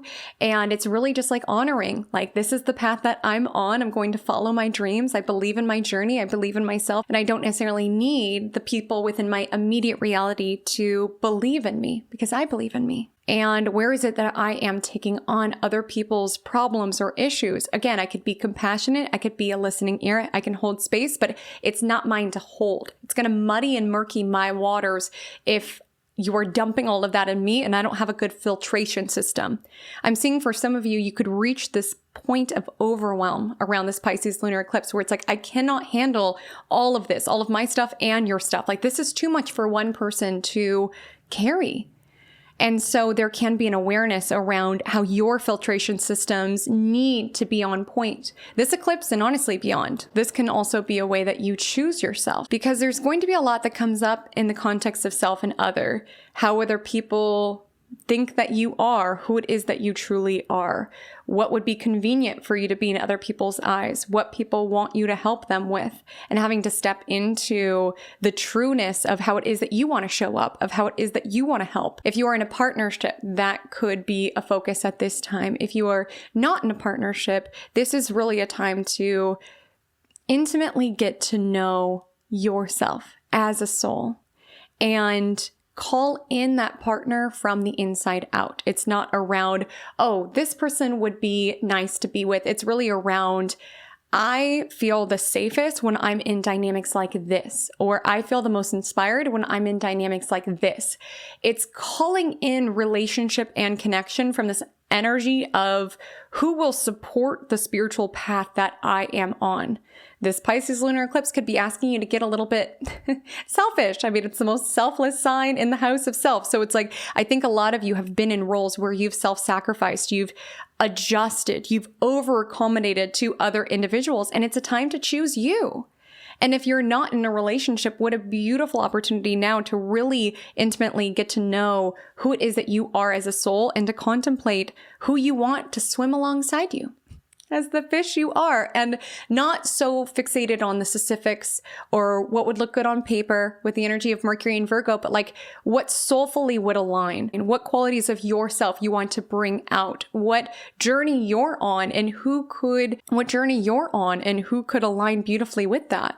It's not that this Pisces lunar eclipse is necessarily just around connection and relationship. South Node and 7th house is more so around letting go relationship cycles and patterns. But this Pisces lunar eclipse can be around really getting in deep relationship with yourself, which is the most important as it relates to relationship. This message is for you if the Pisces lunar eclipse lands within the 2nd house of your astrological natal chart. You potentially may be an Aquarius rising. You may just have 15 degrees Pisces within the 2nd house. Either way, your eclipse story has to do with your self-esteem, with your values, with your possessions. So let's get into it. I want to highlight firstly that this eclipse could bring up tension or contemplation around what is yours and what is not yours. And this could, of course, show up in practical ways around your own possessions, your own income, and shared possessions, shared income, the money that you're bringing in, the debt that you owe out. Like there could be this awareness around what is mine, what is not, but also energetically, emotionally, what is mine, what is not. The sun is transiting your 8th house, which is a house that, yes, highlights debt. So there could be contemplations around loan debt, but it also can show up around what we feel indebted to or who we feel indebted to. So even just the weight that you're carrying around feeling like you have to be particular ways for particular people and how heavy that can feel. This is an axis, Pisces and Virgo, that has a lot to deal with. Serve or suffer is oftentimes what it's referred to. It is an axis that has to deal with being of service, either in practical ways or spiritual, emotional ways. And sometimes, even if it's not explicitly said, we do feel this pressure around needing to show up in certain ways or having people who rely on us in certain ways, feeling like we are letting people down if we are not who they want us to be, feeling like certain responsibilities are ours, even when they are not. It's on other individuals, but we have absorbed or internalized this pressure around it is ours to take on. You know, there's so many different ways of how this can show up, but sometimes it just shows up in insidious ways where it's like, well, of course I have to go above and beyond because this person helped me out of this difficult situation here, or because this person raised me, or because this, or because that. I feel indebted. I feel like if they ask me for a favor, I have to. I feel obligated. And of course, it's a beautiful thing to care and to help and to be of service in whichever way you feel soulfully called to do, but it's remembering the choice in it and really questioning when you do feel those themes around feeling indebted, around, oh, I feel like I have to, or I feel obligated to. It's like, from who? From where? Sometimes we even get in this in terms of certain just like friendships or dynamics that we experience where it's like, I don't know why, but I feel like I have to help this person out, or I feel like their issues are my issues. Like sometimes there's explanations in this lifetime that can explain why we feel indebted or obligated in the way that we do. But sometimes it's like past life themes, like contracts that we as humans did not even sign that we are unknowingly playing out as part of our karma with these other individuals. And this could particularly show up in terms of owing people money, lending people money. If you feel like you need to lend people money every time that they ask. Again, it can also show up in just emotional labor, energetic labor, where I feel like I have to show up for this person. I have to pick up the phone every time they call. I feel like their problems are mine. It's a debt that I've carried. It's like really questioning, did I sign on the dotted line to take on this debt, to take on these problems? Where did this pressure come from? Where did this obligation come from? And where can I navigate this soulfully? Where if I decide to lend this money, if I decide to help out, I'm doing so with my full soul and not in this energy around, I just feel like I have to. I just feel like I should. And these houses do bring up money. So there just could be an awareness around where you owe people money and feeling indebted to them. Like you have to show up in a particular way or treat them in a certain way because you owe them money, or where other people owe money to you and just the energetic dynamics of it. Pisces energy is always going to bring in the emotional, spiritual elements. And sometimes we just feel off about something. It just feels weird around something. And again, this could have to do with literal money or just where it is that you feel like you owe others or other people owe you. There just could be something coming to light around this time. Of course, a Pisces lunar eclipse in the second house, some of you could receive some sort of money. You could receive some sort of manifestation of money that comes to you from an unexpected source. Some of you could get an offer letter or a new job or feel very valued at your current job with this lunar eclipse trining Jupiter in Cancer in the 6th house. Some of you could even invest in a new pet, invest in care for your pet, or have some sort of event where you're spending money on a pet. If you own your own business, there could be like an investment that you're making in order to further your business, in order to grow your day-to-day operations in some sort of way. There could be a spotlight on what it is that you value. And yes, your possessions, your stuff, your money, certainly. It's in the 2nd house. But also, Pisces brings to light the spiritual quality of money, where not all money is good money. If it does not align with your value system, where it makes you feel kind of icky, or if you feel indebted to certain people because you are working for them, you feel like you have to drop everything when they call because there's that energy of feeling indebted. It's around, well, you're signing my check, so I feel like I have to, or you're a client of mine, so I feel like I have to. Or if you have some sort of financial commitment within your life and feeling indebted to show up in particular ways because of that. Are you running your business or is your business running you? Could be a question that some of you are asking.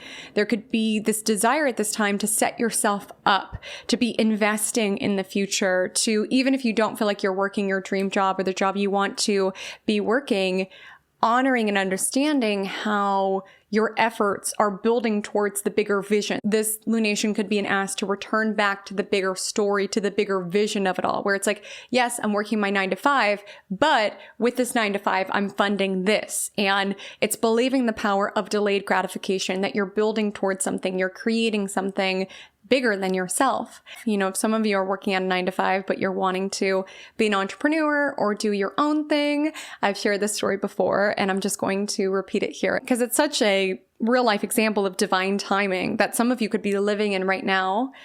I wanted out from my 9 to 5 for a while and I was like so ready for the next act of the play. If you listened to the general forecast, which I'm hoping that you did, I was so ready to get to the next part of my journey. I was like, okay, universe, I feel like I've learned all that I could learn at my 9 to 5. I'm ready for the next step.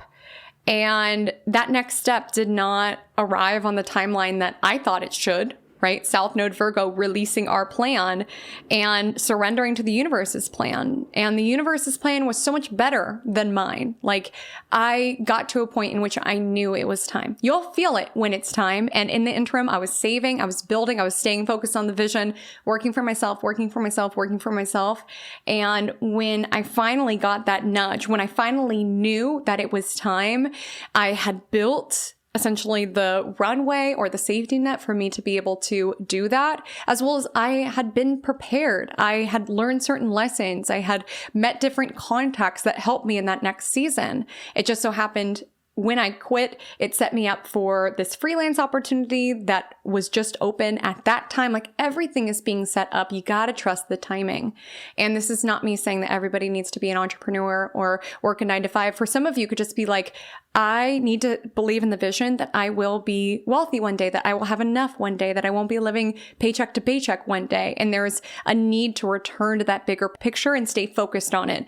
Your reality and the sum of who it is that you are as a soul is not depicted by the number in your bank account right now or what it is that you do for work right now. Believe in the bigger vision of what you are building, of what you are working towards. I will say North Node can be a very ravenous energy, so definitely mind the spending at this time. Really see, am I building to something? Am I moving towards something? Or is the stress from my day-to-day resulting in me spending all of this money to drink my problems away or drink my stress away or to indulge in other vices where I feel like I'm not able to get ahead? This Pisces lunar eclipse could be bringing that up to the surface. And all sorts of vices, whether that's drinking or gambling or just spending your money in order to feel something. It's like really contemplating, how am I setting myself up to move towards the future? What am I moving towards? What am I building? Not in terms of just my day-to-day and what I do within my day-to-day, but also who I am as a soul. Because sometimes it's just an energy around, maybe this is not my soul's journey, what I'm working in right now, but my soul's work is how I show up within my community. It's how I show up within my home. It's how I show up within my passion project. And I can see that this job pays my bills while also honor the bigger role that my soul is here to play. I can see that this job pays my bills and isn't my end all be all, while also honoring and understanding where my soul's journey is taking me, the path that I am called to follow. And this could be a time of some sort of significant purchase. Like I said, it could be an investment in something revolving around work.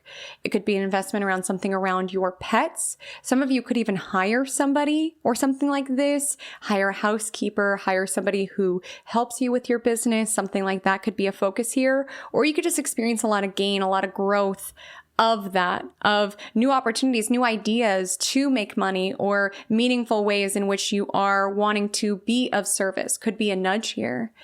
And it's knowing that, yes, we are spiritual beings, but we live in a physical material world. And so to live out our higher calling, to live out our purpose, oftentimes physical resources are a necessary part of that equation. So some of you could even be like fundraising for a certain cause, or sorting through your own spiritual beliefs around money. If you feel like it's not spiritual to have a lot of money, or it's like it's not that important to you, it's seeing the good that money can do if it's in the right hands. You know, money is an amplifier. It amplifies what's already there. Same goes with fame. It amplifies what's already there. So if aligned, good people have money, they have more resources in order to do good, aligned work out in the world. So there also could be an adjustment to that as well as dialing into what really means something to you, an awareness of your values. Some of you could even turn away a money deal or a job because it's not in alignment with your own integrity.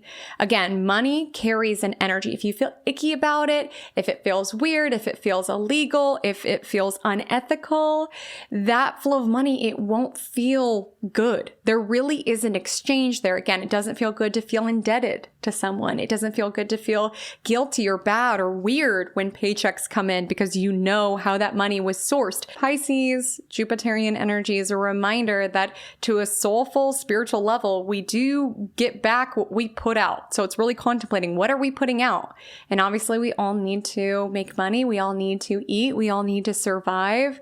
But there could be an energy around plugging into your own values, plugging into your own ethics, and wanting to earn an income in a way that feels ethical, that feels meaningful. And again, it's not that you need to feel like your corporation is most ethical ever, but if you feel fundamentally at odds with the company that signs your paychecks, there just could be an awareness of that, or ideas of income that you could generate that is very much in alignment with your own ethics, with what is meaningful to you within this experience. If the Pisces lunar eclipse lands in the third house of your astrological natal chart, this message is for you. You may potentially be a Capricorn rising. You may just have 15 degrees Pisces located in the third house. Either way, this eclipse is lighting up the territory of your chart that governs the mind, communication, neighborhood, thus bringing fated shifts and alignments around these arenas. Let's dig into it. The third house governs quite a bit and a lot of different random topics. It governs early education. It governs neighbors and siblings. But I want to distill our talk of the third house here, it governs neighbors. It governs neighbors and siblings. It governs neighbors and siblings. It governs our mental capacity. And when we distill all of the various arenas that the third house governs, it comes down to what is in our backyard or what is in our everyday surroundings. When you wake up, you see your neighbors most likely. You see your schoolmates most likely. It's the sort of small talk conversations that you have with people in your immediate environment in your own backyard. And yes, there may be certain shifts occurring within your neighborhood or certain shifts around neighbors, but even outside of that, literally, it's also around your immediate surroundings. And you are currently moving through a period where you're being asked to find meaning within the day-to-day or find signs and synchronicities within your own backyard. Some of you may have this grass is greener sort of mentality around, as soon as I'm in this other place, then my life will be able to get going.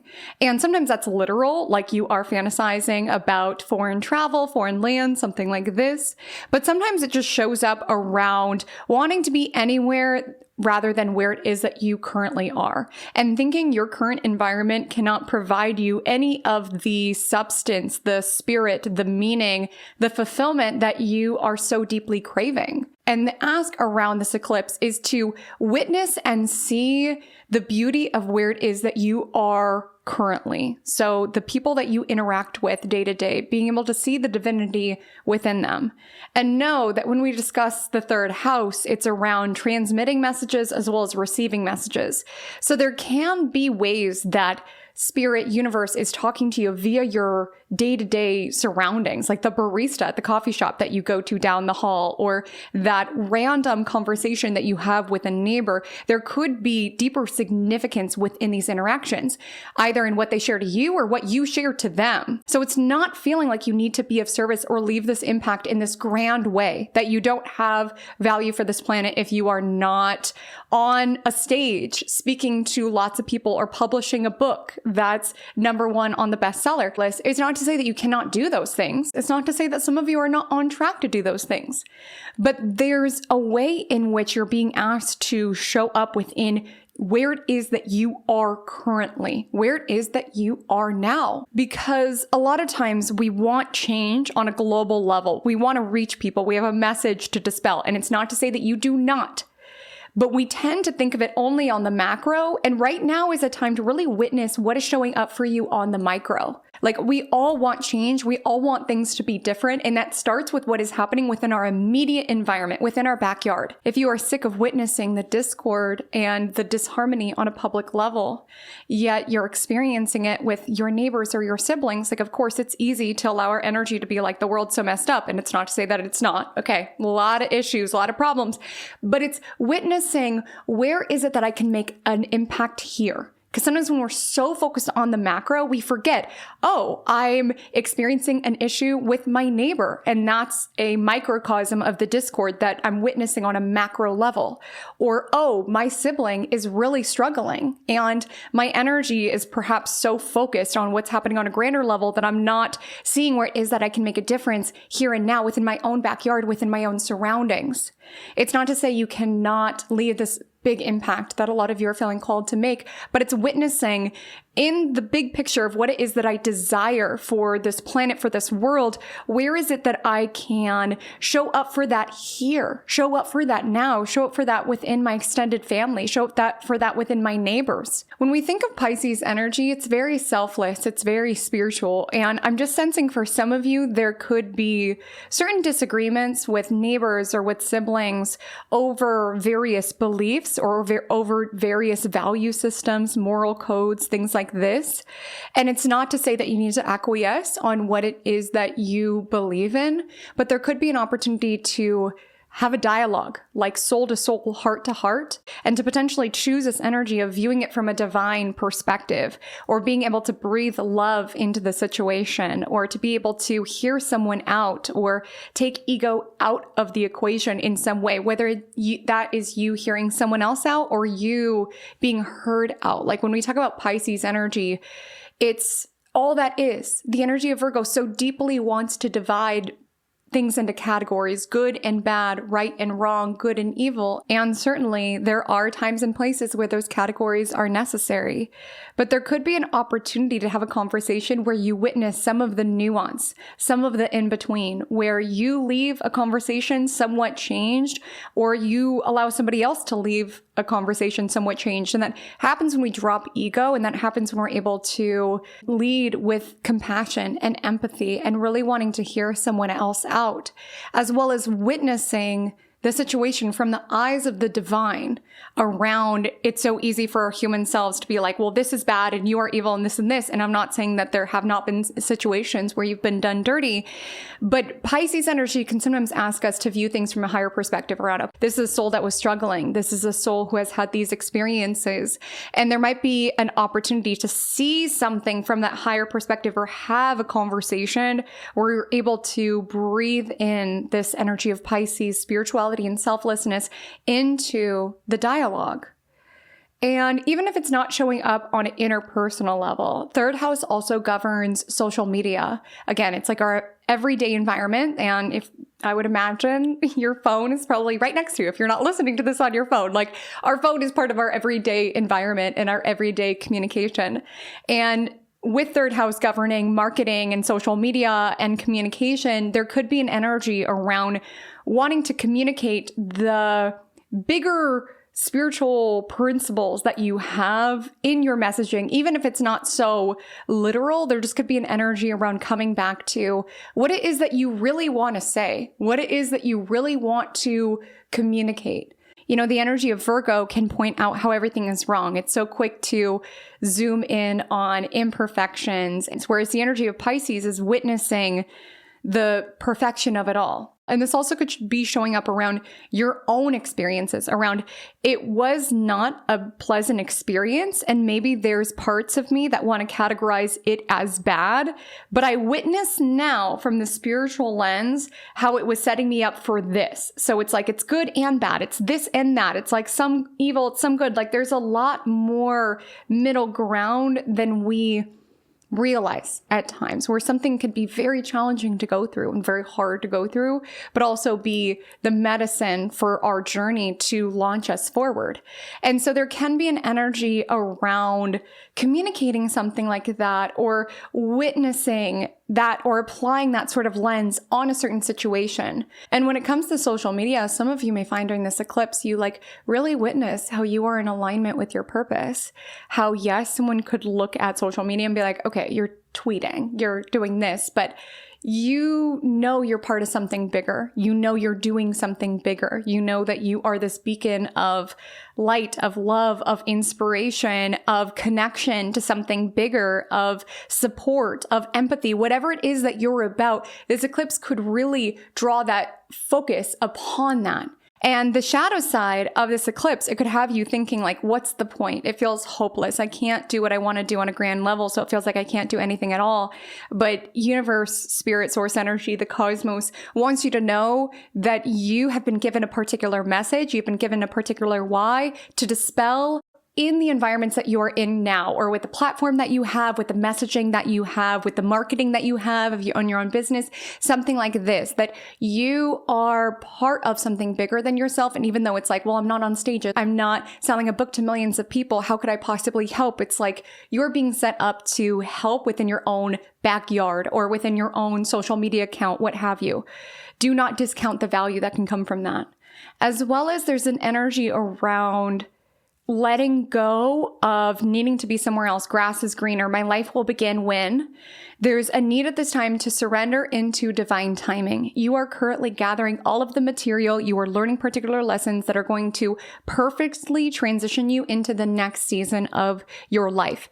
And so it's time to pay attention. Even if you feel like you're bored with your neighborhood, your everyday contacts, what have you, you are learning. Look at what you are learning, both in a mental level with third house, but also to a spiritual level, like the soul lessons, the soul gold that you are learning at this particular time. Are you paying attention? You know, this is the house that governs early education, and certainly maybe some of you are in a certification program in order to step more into your gifts. Maybe some of you are learning something that makes you feel connected to something bigger. But even outside of that, it's like to a soul level, are you passing this grade that you're in here in life school? Like, are you learning all of the lessons? Because oftentimes the universe will have us repeat grades if we're not learning a lesson. So if you're like in the same season of your life and you're like, okay, I'm so sick of this, it's like really witnessing, am I learning a lesson? Am I gathering all of the material here? Because trust me, you will transition into the next grade in life school in divine timing, but it's important for you to be a good student and learn all that you can within this season of your life. And when it comes to third house, it also governs the mind and our mentalities. So there could be an energy around applying a Pisces lens to a certain situation within your life. And again, some of this could come up in dialogue with someone else. Some of you could even just read a book that helps reacquaint you to your soul mission, your soul path. Some of you could hear something that just helps you connect to the big picture, even if you don't know it all, because Pisces is very mysterious. We're only halfway through this nodal story. Like, you don't need to know it all, but it feels like there's an intuitive message. There's an aha. There's something coming in around this time that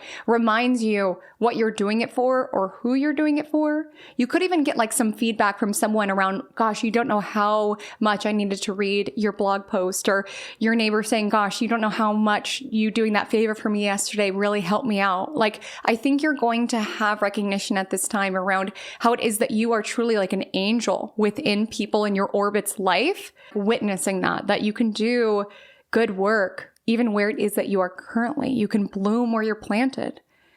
And some of you may be struggling with some shades of depression or disillusionment, or just not necessarily mentally in the best place. And I'm not putting that out there if that is not what you have been experiencing. I'm just feeling that some of you may, because Pisces energy, you know, it can be very melancholic, and you could kind of feel the push-pull. You know, Pisces has two fish moving in opposite directions. And so feeling that within yourself around feeling hopeful some days and hopeless in the next, and feeling like this push-pull between it, or even around certain situations within your world. And with this Pisces lunar eclipse, there is an invitation to really study the topics that make you feel connected to something bigger, that give you a sense of hope, to mentally acquaint yourself to what makes you feel part of something bigger than yourself, and to allow that to be like the medicine balm as it relates to your mentality, your mindset. And I would advise this for everybody, but especially with the lunar eclipse in the third house, to really avoid drinking mind-altering substances, particularly if it's for the purpose to drown out the thoughts and to drown out what's happening mentally. Pisces energy does govern escapism, and so I would say it might be helpful to constructively escape, like have a little staycation within your immediate environment to like fall in love with your neighborhood again, or plan something for you and your siblings in order to like genuinely enjoy spending time with them again. Like, there can be an energy around constructively escaping from day to day, but almost being able to return back to your everyday environment and see the magic of it now that your mindset has shifted. It's so fascinating how we could be in the same environment, but it feels utterly different because we're in a different state of mind. Because I feel like some of you might feel like you're in a little bit more of a melancholic mentality at this time. And my last message for you all is that there could be something that doesn't really make sense.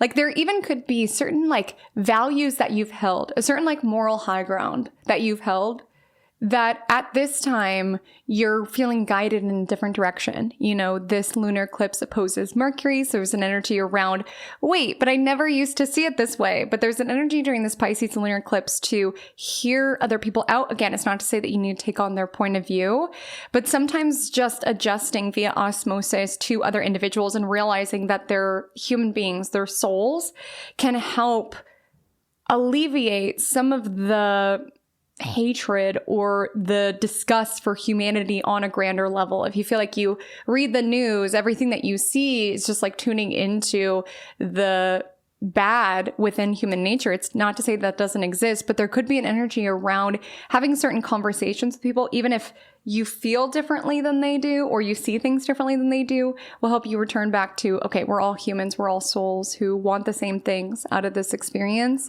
And I can hold what I feel is right while also hearing out others, because maybe all have a perspective changed or something like this. I think with Uranus in Gemini, us being in the early stages of that particular transit, I think there is a nudge at this time, like collectively, where it is that we can be like open to different perspectives. And again, even if that doesn't show up around like your belief systems, like even open to other skills that people have, advice that people have for you. There just could be an energy of like openness, as well as you could receive certain information. You're like, where did that come from? Where did that come from? You could be like channeling social media posts or like writing and you're like, where does this come from? It doesn't make sense. But my encouragement for you at this time is that it does not have to flow with what is coming through this Pisces lunar eclipse. If the Pisces lunar eclipse lands within the 4th house of your astrological natal chart, this message is for you. You may potentially be a Sagittarius rising. You potentially may just have 15 degrees Pisces located within the 4th house.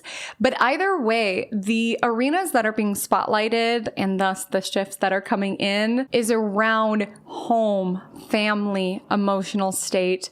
Let's get into this. A lot of you may be experiencing at this time a bit of lack of motivation as it relates to your outward persona, your reputation, your career goals. And sometimes when that happens, there's energy around what is going on? Who am I? Like, I used to always want this, and now that I'm here, I don't want it as much. Or there used to be a younger version of me who would love to have the opportunities that I have now, and here I am just not taking it. Or maybe you've been working towards something, and now it's like getting real, and you're like, do I even want this?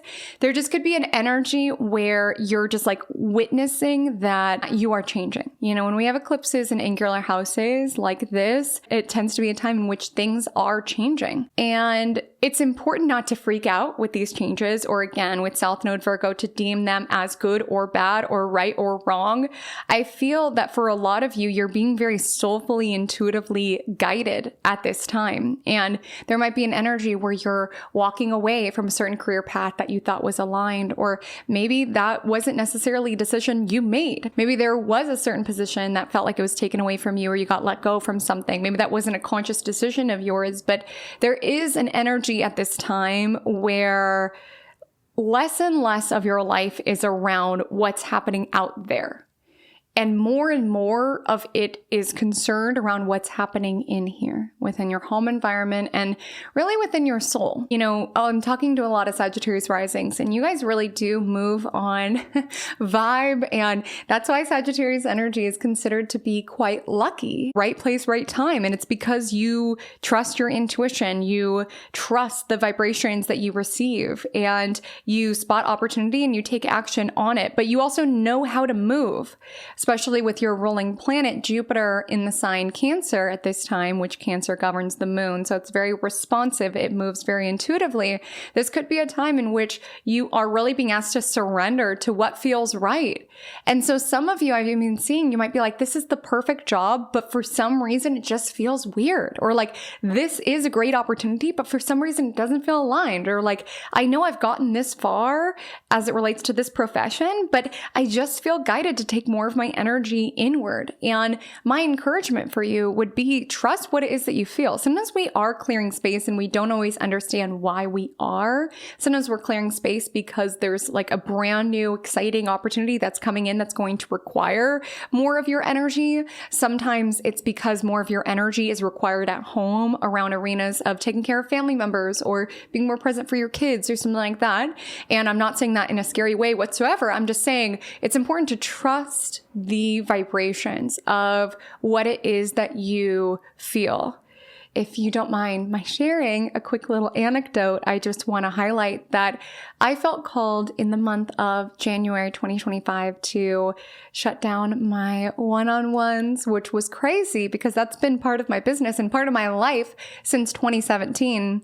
And I just felt like it was time. And when I shut it down in January, I was still booked out until July. So I didn't really feel the space that opened until much later in the year. But I'm really grateful that I trusted that nudge that I received in January 2025, even though it was kind of a leap of faith. Mentally, it didn't make sense.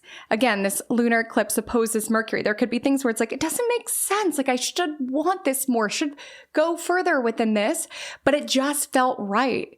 And by July 2025, I absolutely see why that had to occur. And I'm so happy that January 2025 me trusted her instincts and her insights, because you got to trust in divine timing. You got to be able to bob and weave, and it won't always be according to plan. It won't always be step by step, but you're being asked to surrender into where it is that you are currently.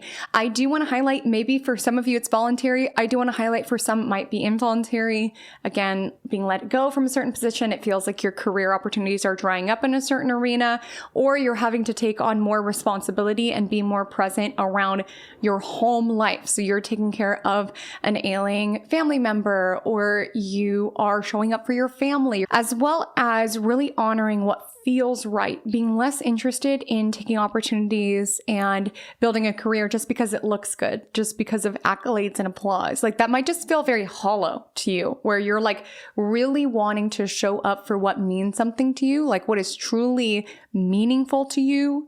There is an energy around legacy with this lunation trining Jupiter in Cancer, which is most likely in your 8th house. 8th house has to do with legacy and 4th house has to do with family. So some of you could like witness, like, you know, my parents were workaholics and now that they're at the end of their life, like I'm witnessing, I don't want that to be my legacy.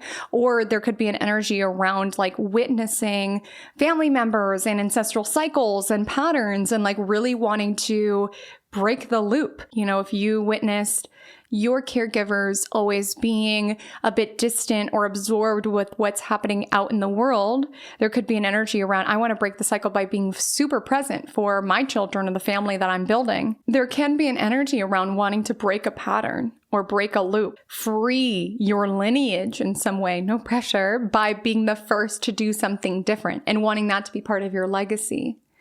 I mentioned this briefly within the prior reading, but it's very easy to point out the things that are wrong. You know, South Node Virgo, it's very easy to point the finger around, this is bad, this is bad, this is bad, this is a mess, this is a mess. And don't get me wrong, there's a lot of bad things, there's a lot of messes. And it's very easy to comment on that on a global level. It's much more challenging to show up for that on a personal level, as it relates to your family. If you want to see more tolerance in the world, where is it that you can facilitate more tolerance within your family? Or if you want to see more empathy in the world, where can you be more empathetic for those within your family or your home environment? If you want to see more healed people in the world, where is it that you can show up and help your family members, whether it's your family of origin, your chosen family, the family you are building? Where is it that you can support their healing or be so present as it relates to your household that maybe they don't have to heal in the way that other people within your family have had to do their healing work later in life?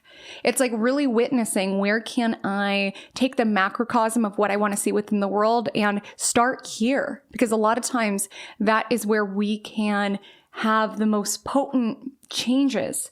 Not to say that we can't do it on a grander level as well, but it starts with our bloodline, it starts with our home, it starts with our family, and there can be an energy around really wanting to savor the time that you have with them. If you do have a relationship with your family, maybe that's creating less interest around being out in the world and accolades. You're really wanting to be present and show up for what is dear. There also could be an energy at this time if something does come up with family. And again, I'm not putting any fear out there. I don't think that's helpful whatsoever, but there can be an energy around familial themes and inheritances with the trine Jupiter in Cancer.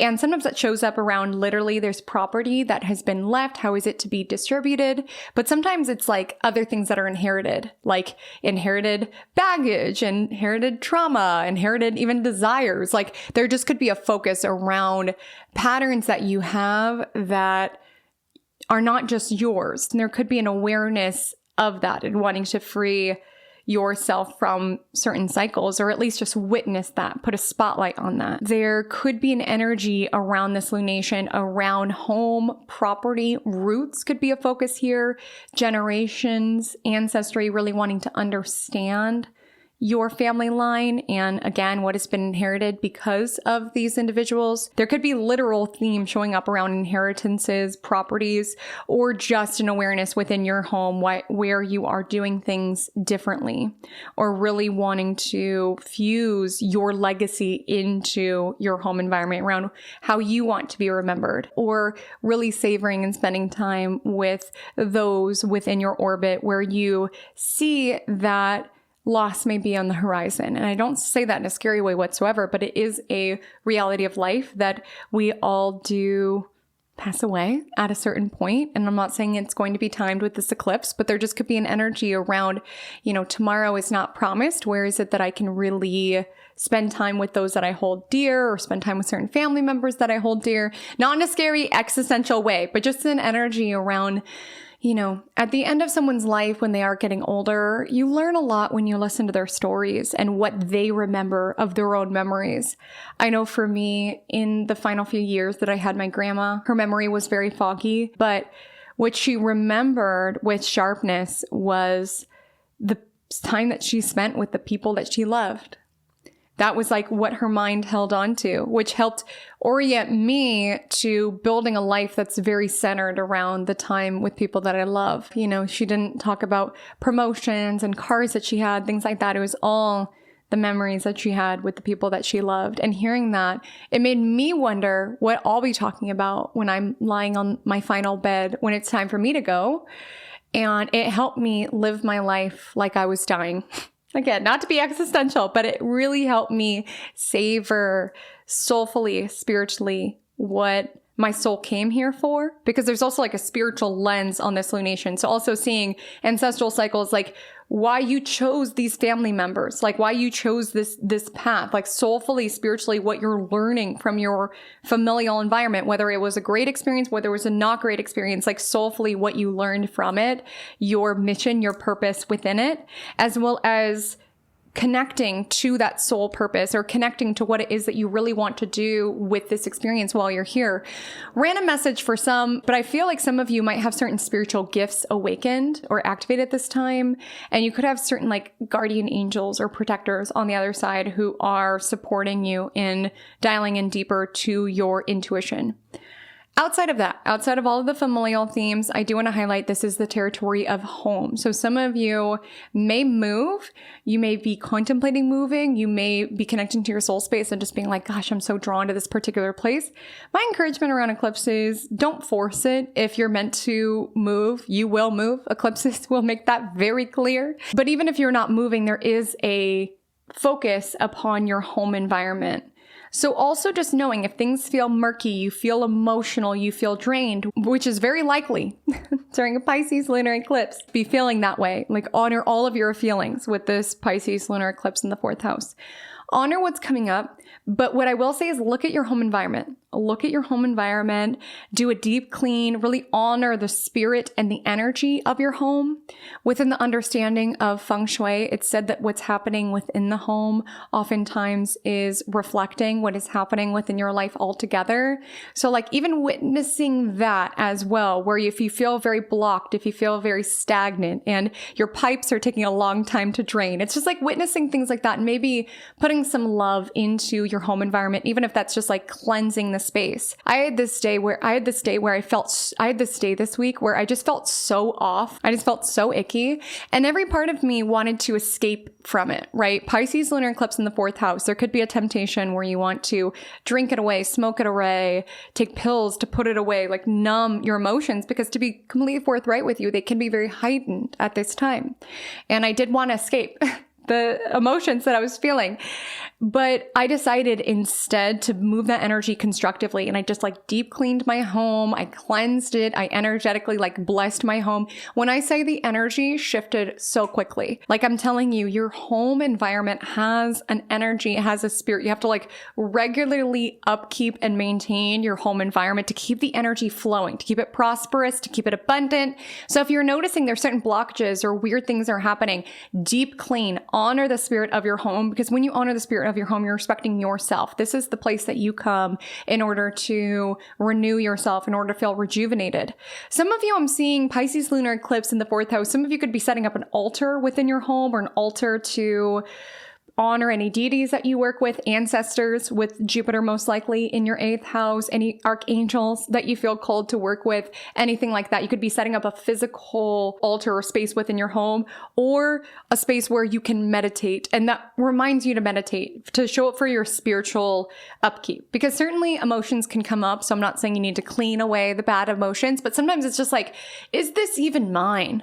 Because that's what I want to get into. Like with the Pisces lunar eclipse trining Jupiter, not everything is ours, like ancestrally. Sometimes coping mechanisms, that's not necessarily our coping mechanism. It's what was modeled and then we inherited that. Sometimes our own insecurities have been, passed along. Like it's important to honor what is ours, what's not ours, as well as where we feel indebted and what is not our debt to carry on within the family line or something like this.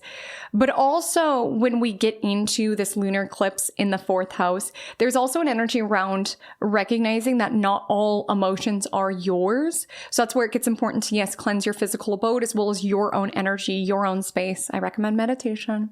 I know I talk a lot about that, but anything that helps you get into your own energy and send back what's not yours, because oftentimes we don't recognize this, but when we get like hit by a wave of sadness or sorrow, you might be like, gosh, I just feel so crummy. Why? But it might be because someone else is like missing us and sending us that particular energy. We are all energetic, emotional beings. We have antennas, and it's important for us to sort through what is ours and what's not ours, because Pisces energy tends to like drink things in by osmosis. And I don't want you to numb emotions that were never yours to carry. Like that's where this energy gets murky. It's like, I feel crummy. I want to drink it away, smoke it away, pop pills for it away. And then it just like numbs it. You feel better, but then it's like still there. It's still within your auric field, and the energy just gets more and more heavy. And so it's going to be important to just really witness what is mine. And even if it's like really challenging situations within family members or something like this, and people who are trying to make you feel sorry for them, they're trying to make you pity them or something like this, just like recognizing this is not my burden to carry. This is yours. This is your problem. Pisces energy is very, very compassionate. It's very empathetic, but it's important for you to have like energetic and emotional sovereignty around, do I want to take this on? Do I want to allow you to make me feel sorry for you, or to allow me to feel guilty? No one can make you feel inferior without your consent. So it's just important to consent to that. Like you can help, but sometimes people make a certain bid for connection, or they want us to do something by utilizing lower vibrational energetics of guilt or obligation or martyrdom. And it's just important to clock it and just have energetic dominion and just say, I'm not going to meet you on that frequency. I can meet you on, we're empowered and we're going to find a way to solve this, and I'm going to support you, but I'm not going to meet you on this level. There could be something that comes up like that. I also want to say, in light of what I was sharing earlier, some of you could have a certain situation where you do forgive a certain family member and you don't have to do it for them. I just see that you might be doing it for you.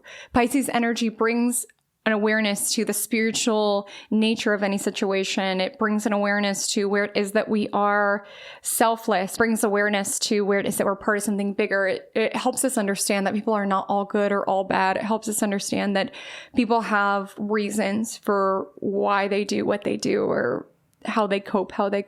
And it might not make sense to us. Pisces lunar eclipse opposing Mercury. It's like, I certainly would have handled it that way. But some of you could free yourself from something that you've been holding on to, like recognizing this rage that I've held on to. It's not mine. Those were your decisions that you made. I don't need to hold on to this. And thus, I'm freeing myself from what was never mine to carry. If the Pisces lunar eclipse lands within the 5th house of your astrological natal chart, this message is for you. You may potentially be a Scorpio ascendant. You may potentially just have 15 degrees Pisces within the 5th house. Either way, this eclipse is bringing up matters of the heart. This lights up the territory of romance, but in addition to that, it's also the arena that governs creativity, self-expression, partying, children. It covers quite a bit, so let's get into where you could see this surface. So firstly, on romantic relationships, Scorpio placements tend to be very passionate, and this particular eclipse could bring up events, revelations, insights connected to your romantic life. Present or past, I feel called to share. Because the energy of Pisces, it is around taking in the bigger picture spiritual nature of things. So maybe you've been in a cycle of healing where you've deemed someone that you dated around there were bad, that was evil. And it's not to say that they were perfect or anything like that, but you might find around this eclipse, you're able to reach this place of acceptance or this place of surrender around, I don't want to hold on to this hate anymore. I don't want to hold on to this anger anymore. I'm just going to choose to forgive and choose to honor that that is your soul path. That is your karma. Just saying. If anyone dares mess with you, a Scorpio rising, oh my goodness. But regardless, that is their karma to sort out. And I don't need to internalize it. I don't need to stay stuck within the frustration of hating you or saying that you are bad and evil, because maybe that's just indicative of the hurt and the pain that you were going through, that you would treat someone else like that. Some of you could arrive to this bigger picture, soulful awareness around this time. And even if you're not in a place around being able to forgive them, there also could be this energy around like recognizing what you learned from it soulfully, spiritually. And what's bad for the heart does tend to be good for the art. A lot of you could be putting certain experiences into your art. You could be like channeling, downloading certain artistic bodies of work and witnessing, yes, that was hard to go through and that was not a very nice thing to do, but to a bigger picture perspective, thank you for teaching me boundaries. Thank you for providing the inspiration that I needed to finish my album. Thank you for doing that to me so that I would write this poem. There just could be an energy around like witnessing it was wrong, but in the bigger scheme of things and what I alchemized it to be, because you're a Scorpio rising, it's all good. It's right. And it's unfolding as it's meant to. And there's an interesting story of that within this eclipse cycle altogether around certainly things are imperfect and there's a desire to analyze and dissect right or wrong. Or even for some of you, if you feel like, oh, that was such a mistake that I dated this particular person, like the energy of Pisces is witnessing the perfection, where it's not to say that every single thing was amazing, but it's like in the bigger scheme of things, I see how that taught me certain lessons. I see how that was the catalyst to creating this body of work. I see how this aligned me to who my soul is meant to be. So from that lens, thank you, even. I went on a whole rant about that within the collective forecast, which I hope that you listen to, because it's a powerful place to be in. And some of you, not all, we'll get into other dimensions, may arrive to that place. Within your current love life, if you are dating someone, if you are seeing someone, this could be a spotlight on that and really witnessing where this relationship, where this connection, 5th house is not necessarily put a ring on it. That's 7th house. 5th house is more so the romance of it all. And some of you could be witnessing how your dating life is making you feel more connected to your soul or to your spiritual journey. How interesting is that? But it's like some of you could just witness like, okay, I'm dating someone and I'm so scared to mess it up because maybe I've been hurt before or people usually treat me like this. But there could be an energy around recognizing, wow, this particular dynamic is so different. It's teaching me how to receive, like it's teaching me to a bigger level, this experience of allowing my heart to open. Like some of you might not literally be dating, but this might be a full moon where it's like, I'm ready to. And that's what's interesting about attracting in romance and love into our life, is that it does come our way when we do have like an open heart chakra, like truly, when we are like really open to it. And of course, if you've been hurt, there's that energy around being in self-preservation mode. And South Node Virgo, this lunation is opposing Mercury. If we view life purely through the lens of survival, it doesn't make sense to open our heart up to love, especially when we've been hurt. It can feel very dangerous and it doesn't always make sense, but it's worth it. When you deny yourself the experience of loving and being loved, yes, it'll be a safe experience, but then you don't get to experience it. And for some of us, some of our path entails love. Like some of our soulful spiritual path entails love. Like even if you love someone who did you dirty, who betrayed you, something like that, you could have been like a real embodiment of love in that person's life. And sometimes it takes years for them to recognize the love that you provided. And it's not to say that that is your soulmate. No one who is your soulmate will ever do you dirty like that, okay? But sometimes it's like you might have been the only real source of love within someone's life. For some reason, I'm like tapping into this energy that some of you are like an angel within people that you date's life.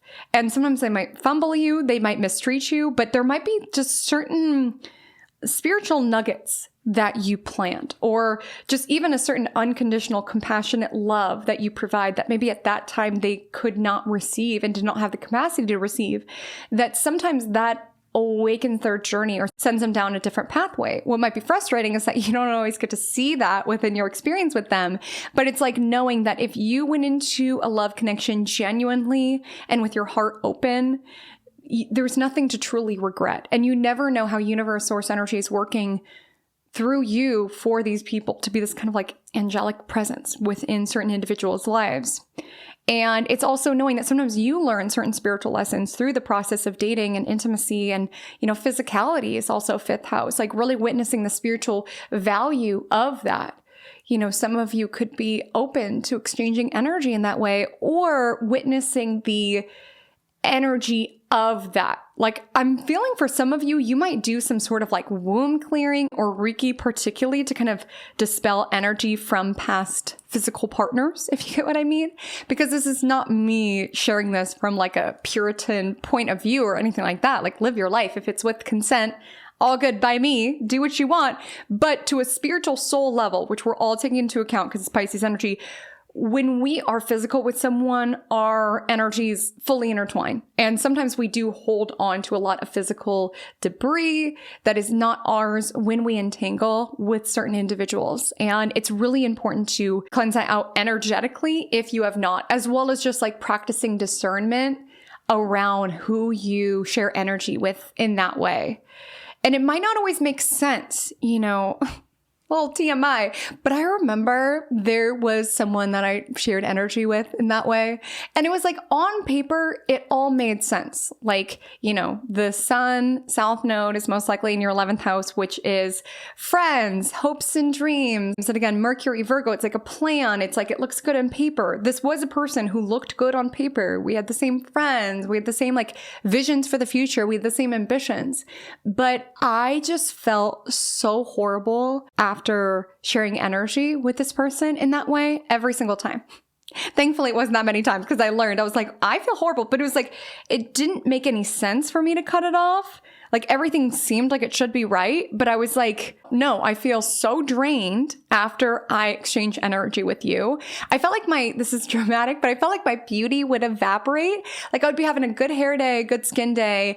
And then after spending time with this individual, I would feel like all of it was like drained out of my system. I would be exhausted. I was depressed. And I just started witnessing, it was like right after spending time with this person, especially that way. So I cut things off. It didn't make sense. People are like, why? And I was like, no, my energy is precious. Like, and when we are physical, when we're intimate with someone, like our energies intermingle and you take on theirs and they take on yours. And it was like funny because that person was just like sparkling, glowing, living their best life at the time that we were like entangled in that way.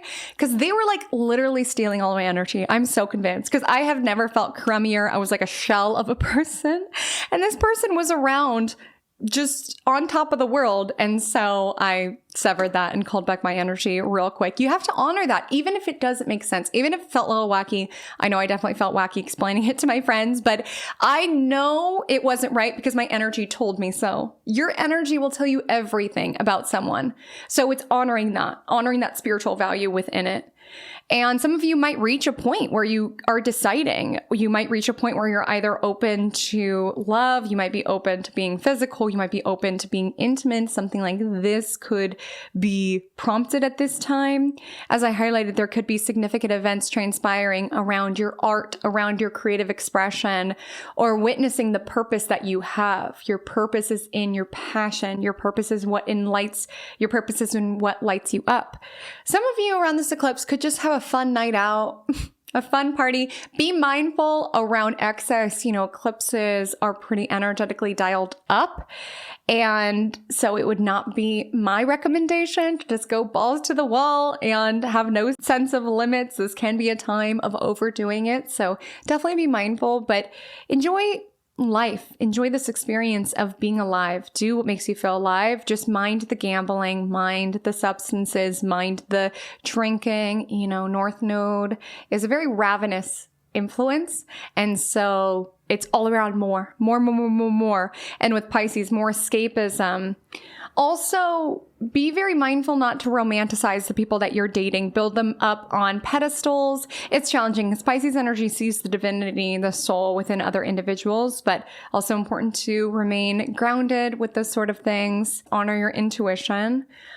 Some of you may reach an epiphany around children, whether you want to have them, if it's part of your soul plan or your soul's desire to have children, and what your why is around that. If you do have children, there could just be awareness around certain spiritual lessons that you are learning from them and through them.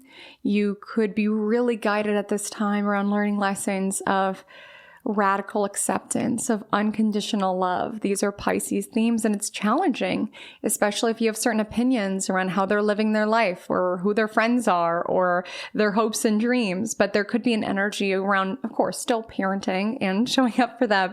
But like this energy of Pisces around, it is their journey. It is their soul's journey. And a lot of times we do learn through our missteps in life. And that's what's very challenging around being a parent. I salute you if you are one. It's not easy. But altogether, I want to highlight that Jupiter in Cancer is most likely in your 9th house. So it's a nice little watery energy when we consider that a lot of you are Scorpio risings. And with water energy, it's around how we feel. And so honoring what you feel, honoring the art you feel drawn to, honor the ways you're feeling inclined to express yourself, honor the trips you're feeling guided to take. Honor the experiences you're feeling open to. It could be a way that spirit and the universe is weaving into your world. If the Pisces lunar eclipse will land in the 6th house of your astrological natal chart, this message is for you. You may be a Libra rising. You may just have 15 degrees Pisces within the 6th house. But let's talk about what may come up for you around this lunar eclipse. So I want to share firstly that 6th house does bring up arenas connected to health. And you should know with any sort of content you will ever find from me, it is never my intention to fearmonger. And I don't want you to be like, eclipse in my 6th house, is something horrible going to happen with health? I don't think that's productive. I don't think that's constructive. But what I will say is there could be an energy around your health. Hopefully this shows up. Full moons, especially lunar eclipses, do tend to bring a light on something. So if there's been something that's been mysterious, something that's been foggy in relation to your health, you may get answers or even intuitively feel to be led in a certain direction around, maybe I'll try acupuncture. I do feel guided to just say Pisces is very much of the spirit. 6th house is, of course, of the body. So there could be an energy around, yes, ensure that you are seeking medical care, what have you, but also honor how spiritually, you can facilitate the journey and the process of healing as well. And for others of you, this may show up around really honoring the spiritual value of working out, of supporting your body as it navigates certain symptoms, something like this. Some of you may not be dealing with health symptoms necessarily, but a lot of you could feel like you've been working a lot, dealing with a lot of stress and overwhelm. So there can be an energy around really prioritizing yoga, like things that, yes, are good for the body, but also like good for the soul, things that really help balance you. You know, I'm talking to a lot of Libra risings here. And for others of you, work is being highlighted here. And there could be quite a lot of activity happening around work at this time. So if you've been looking for a job, this can be a time of quickening around that. If you got a recent promotion, this could be bringing that to light, or it could just be a very busy time around work and you're having to be of service to a lot of people and like physical service. And it might not always feel very pleasurable. You know, when we talk about sixth house, it's like forced labor in a sense, or like things that we kind of like have to do or that we are expected to do or something like this. And with this lunar eclipse in the sixth house, there could be a lot of people who are wanting your time and attention at this time. And it's important to know that as so many people are requesting and requiring your energy, like this could even extend beyond work where people are asking for favors and you're like, there's just one of me. It's important not just that we show up, because there could be an energy around like showing up, even if you don't want to, because it's important to you or you want to be compassionate.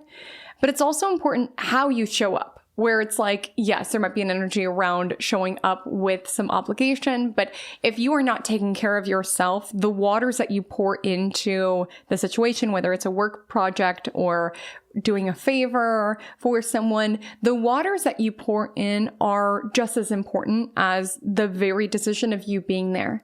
And what I mean by that is that if you are burnt out, drained, exhausted, and just doing it out of this misguided sense of loyalty, or just, again, this martyr-like perspective, you won't be able to exert and be as present as you may like to be.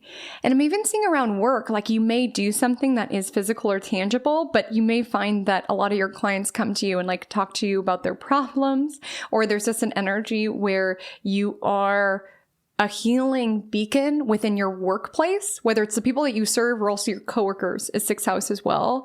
So like honoring the spiritual value of what you give as well.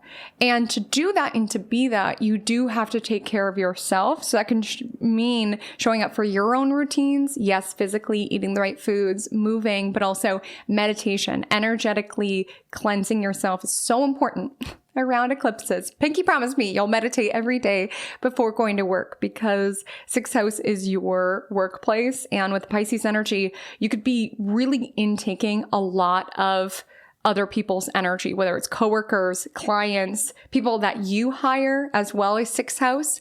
And you can expect to be more sensitive to these individuals and their energy. So it's really important to be taking care of yourself in that way, as well as just recognizing on big and small levels where it is that you are spiritually and soulfully learning and growing from these situations. Where if you have hired someone, there might be frustrating situations that come up around it. And the Pisces energy asks you to take a step back to take into account, okay, this situation is really teaching me to a spiritual level humility, or it's teaching me compassion, or it's teaching me this. It's remembering the bigger picture here, where to a micro level, you might be frustrated with this situation with work, with this altercation with a coworker. But when you take a step back and you take it into account, the bigger soulful lesson at play, it may not be the most ideal lesson, but it is something that is furthering your soul along, or supporting with your soulful spiritual work and honoring that. And that can sometimes help us shrink our problems down to their proper size around. It's not to say that what comes up at this time is not frustrating or annoying. This dispute with your coworker, this issue with someone that you hired, this just annoying facet of your day to day, this issue with a small animal of yours. Like, it's not to say that these arenas of life are not hard to deal with, but Pisces energy asks you to take a step back, to take into account the bigger story that's playing out, this bigger spiritual lesson that can be showing up currently, and honoring that. If the Pisces lunar eclipse will land in the 7th house of your astrological natal chart, this message is for you. You may be a Virgo rising. You may just have 15 degrees Pisces located within the 7th house. But either way, this is going to be a more instrumental, pivotal eclipse for you. And let's get into why that is. So firstly, this eclipse lands in an angular house, and angular houses are very emphasized within the natal chart. It really distills life down to its most basic components. And when we think of 7th house, this is one-to-one connections. This is your marriage partner. This is contracts. This is business partners. It is the house that is opposite the house of self. And with the energy of North Node in your 7th house, a lot of you are experiencing a lot of karmic and fated events come about via your connections, via one-to-one. And yes, does that mean some of you are meeting your soulmates? Does that mean that some of you are taking the next step within your relationship? Absolutely. Does it mean that some of you are aware that your spiritual journey within your marriage has come to a close, that there's no more to be learned there, that it's time for you to proceed onward? Potentially also yes. But I also want to expand this conversation. So does that mean that a lot of you are meeting your soulmates? Does that mean a lot of you are joining forces with someone within your industry and launching this brand new era for your business life? Does this mean that some of you are signing instrumental contracts that are going to propel you forward? Absolutely. But I also want to highlight, with North Node, it's fate, it's growth, it's gain. And sometimes that shows up around, yes, newness, but also could show up around having to clear out who is there in order to carve space for said newness, for said new contacts and partners to flow into your experience. And so I do just want to share here that it's certainly not how it's going to show up for everyone, but the energy of Pisces really asks us to hone in on what we are learning to a soulful, spiritual level. And so some of you are witnessing within your marriage, within your relationship, what you are learning, where it's like, we're having certain problems, yes, but I'm learning patience, I'm learning tolerance, I'm learning compassion, I'm learning radical acceptance, what have you. But some of you may be witnessing around this time how my spiritual journey, my spiritual lessons have come to a close. There's nothing more for me to learn here. Some of you may be coming to that awareness, and this lunar eclipse may bring that to the forefront. And so this eclipse may bring to the surface certain events, certain information that makes it clear whether your relationship, your connection, your marriage is progressing deeper, or whether you're feeling your paths diverge, and honoring the perfection of that. The Pisces-Virgo axis brings up themes around perfection, and Virgo energy, as you may know, is all around zeroing in on the imperfections. And maybe for some of you, this is around witnessing the perfection of your spouse, of your partner.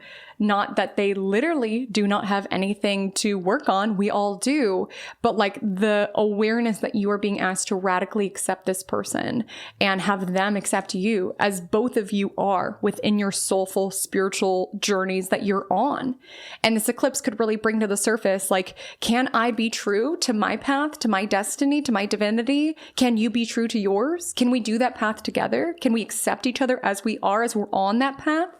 Some of you may receive an answer around this lunar eclipse, around whether you're able to support the souls that the two of you are within your individual paths, as well as what it is that the two of you create when you fuse together. It's so interesting being a Virgo rising, because Virgo energy is very practical. It's very detail-oriented with just about everything except for love, except for relationships and connections. You've got Pisces in the 7th house. So there is something around relationships and connections where you tend to romanticize people. You tend to idealize people, which sometimes can be so beautiful to see to the soul of someone, the divinity within someone. But there sometimes can be rude awakenings that come up when you witness that someone is not who you built them up to be, or a certain situation is not what you romanticized it to be.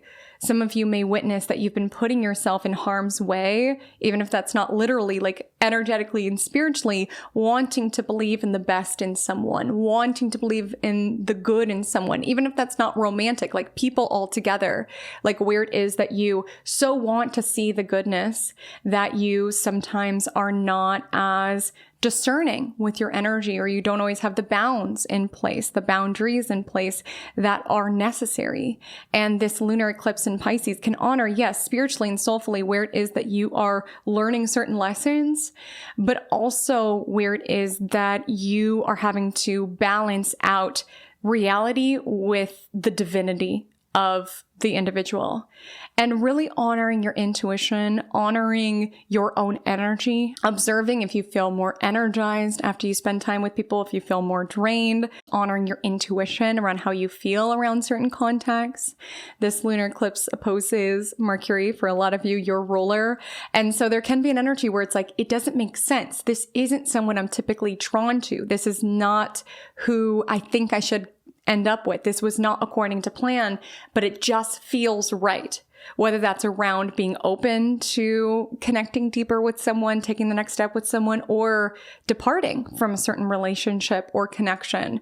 We can't always lead with our mind. We can't always lead with plans. And I know that's not always easy for Virgo rising. Sometimes we really do need to let our soul guide or our soul speak. And sometimes your mind can run overdrive, trying to find an issue where one doesn't exist, or trying to fight a fight where one doesn't exist, either out of self-preservation because you've been hurt before, or sometimes trying to quantify or analyze how it is that you feel around something. And sometimes you do have to let it flow, like let the mind step away and let it flow. Go based on feeling, even if that's releasing a need for plan around, this is not who I expected to end up with, but it feels right. Let's go with the flow here. Again, with discernment, because be very mindful where it is that you are viewing someone through a smoke screen of how you'd like them to be. But if something feels good, if your energy feels lighter within this person's presence, if you like the version of yourself that comes out as you connect with this person, there can be an energy to go with the flow, to release the need to know, the need for it to make sense, and really just honoring spiritually and soulfully what you could be learning through connecting with others. Because a lot of you are going through a time in which you may not recognize yourself, and you don't recognize yourself because you're evolving into something new.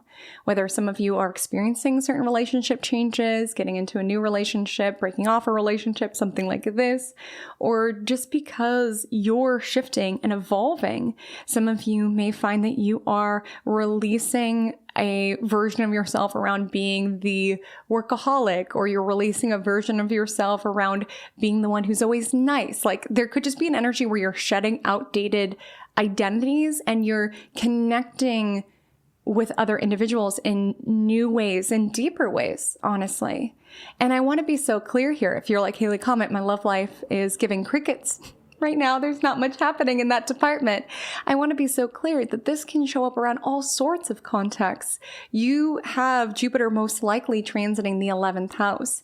And so soulmates show up in many different forms. Soulmates can show up in friend forms, in colleague forms. Like this is a time to really honor that fate is speaking to you via the people coming into your orbit. So this definitely is a time to really like witness the synchronicity around what are the odds that I would run into this person, or what are the odds that I would connect with this person.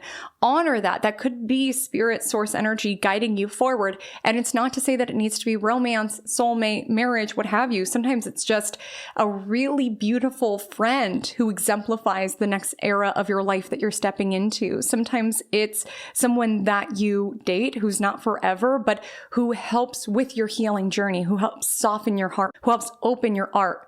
There's something that's coming up around like surrendering planning, surrendering a need for things to show up exactly as you would have thought that they would, and to have that energy around this is where it's going. There's an energy to kind of like enjoy things as they are and enjoy people as they are. Like again, this theme of like radical acceptance around, can I flow with who it is that you are to your soul, and can you allow me to flow with who it is that I am to my soul? And maybe that's part of the shift of identity that's coming up, is that you're recognizing that the people that are drawn to you at this time, they aren't drawn to you because of how hard of a worker that you are, how perfect your appearance is. It's just like to a soul level, which for you can help you to unconditionally love your soul as well as drop away any outdated identity that you felt like you had to have for people to love you. Around, I felt like I had to achieve for people to love me. I felt like I had to perform for people to love me. I felt like I had to be perfect for me to be accepted. And there just could be people coming into your orbit who like love you for who it is that you are. But to accept that, you also need to extend that. In that Virgo energy can, not always, but it can be quite critical. It can nitpick.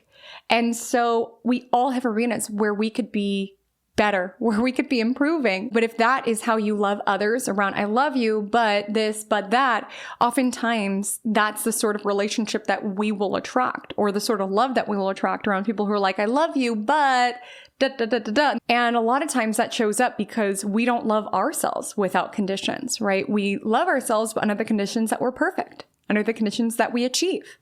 And so as you love others with no conditions, accepting them for who they are, as you both soulfully evolve individually and together, that could also help you with unconditionally loving yourself and not needing to criticize and nitpick. And you might have certain people who come into your orbit at this time, or who have been in your orbit really throughout the entirety of this journey, who show you a different way of being than you typically are. People who go with the flow, people who trust the universe, who inspire you to do the same, who bring a new side of yourself out.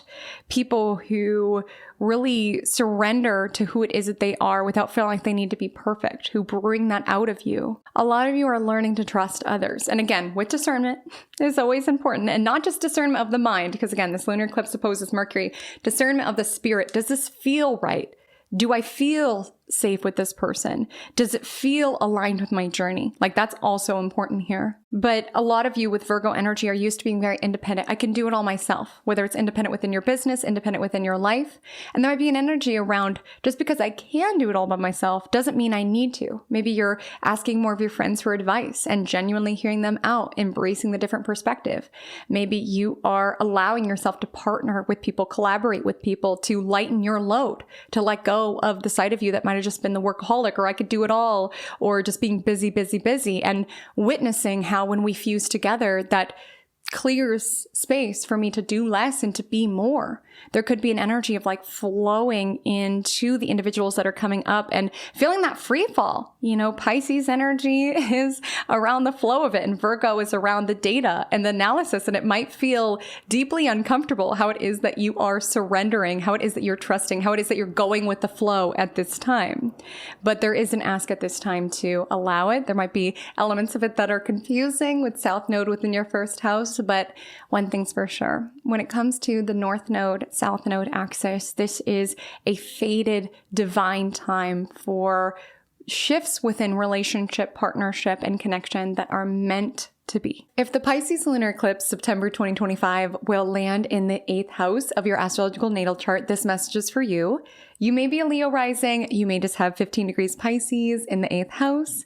Either way, this eclipse is a trust fall, my love, a trust fall into the arms of the universe, and having faith that you will be caught with this leap of faith. And this could absolutely be showing up in a very symbolic, metaphoric way, where you are surrendering into the universe, trusting the process, allowing yourself to flow with what feels right, even if there are risks in it, or at least a lack of certainty within the path. You're being asked to surrender into the mystery and to release control, really. When we talk about the domain of the 8th house, it is arenas that we cannot ourselves always control. It's the domain of shared resources, shared assets. It's the domain of taxes. It's the domain of death. And yes, there can be themes around these sectors that come up. Don't worry, it's not that you're going to pass away or that you're going to lose someone. There just could be a spotlight on the uncertainties of life. How when it's time to go, it's time to go. There's some things for only the universe to know.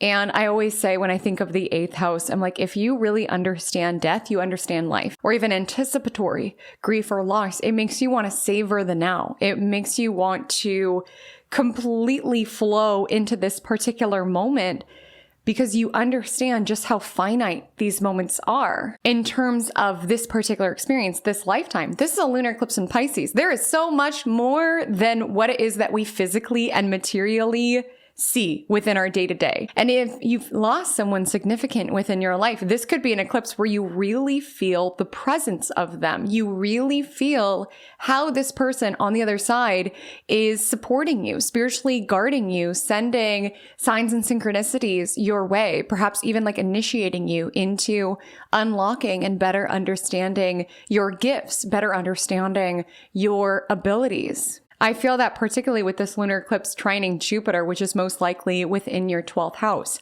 There could be an energy around really honoring your intuitive gifts, because when we speak of 8th house, we speak of inheritances. Certainly, this could be showing up in a literal way where you receive some sort of inheritance. You receive some sort of unexpected divine gift from the universe. But when we think of what we inherit, even if it's not assets and trusts and real estate, it's also how it is that we inherit potentially spiritual gifts or abilities. And this is going to sound strange, but it is my belief that when key people within our life pass over, oftentimes that is a bit of an initiation into deepening our spiritual abilities. I know for me, my spiritual gifts really went online once my closest grandmother passed away. And of course, I would so rather have her presence here. Like, I'm not saying you have to be like, it's okay because now I have this intuitive ability, this spiritual ability. I'm not saying that whatsoever. But a lot of times those who pass on, they do pull strings from the other side. They do support us from the other side. They do guide our journey from the other side. And this is a lunation to really lean into the spirit of flow and faith and trust in things that are not necessarily tangible or practical. You have South Node and the Sun and Virgo in your second house. This is what it is that we can taste and touch and see and smell. When we talk about second house, it's our belongings, it's our money. 8th house is the energy around, you can't take it with you. Enjoy this experience, but at the end of it, we are souls. And when it's time for us to depart this particular vessel, that's what needs to happen. When it comes to the people within our life, when it's time for them to depart their vessels, that is what transpires, but it does not indicate the end of them nor the end of you. And I hope I don't sound existential or morbid or anything like that, but it's just honoring my soul is beyond just this physical experience. My soul is beyond the number in my bank account. My soul is beyond the possessions that I own. Certainly appreciate these facets of your life, but recognize the trueness of who it is that you are and that you have a soul, you have multiple lifetimes. Recognize the truth of this particular experience, that there's so much that we cannot see. The purpose of your life is not to make money and to survive. You are a spiritual being, and this eclipse could be reminding you of that.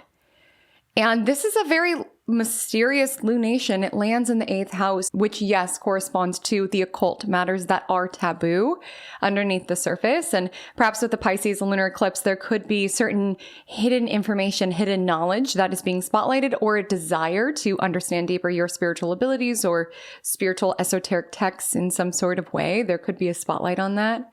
But it's also surrendering into the mystery of life, around allowing yourself to just merge with the present moment, letting go of a plan that could absolutely show up financially too. I do want to highlight this eclipse is lighting up a territory of your chart that has to do with finances.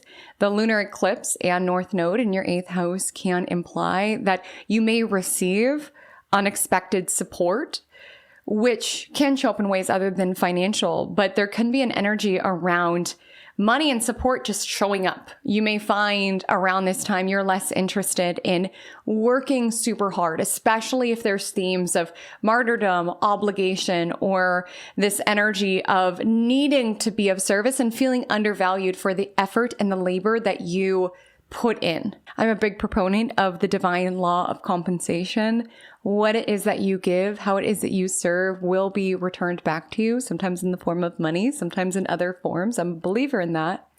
But you might find during this time, you're really recognizing where it feels like efforting, or where it's feeling very hard, or where it feels like you're being of service, yet not able to come back to your own soul space in order to truly be of service, not just of your physical body and your labor, but also of your spirit, of your soul, of your emotional landscape.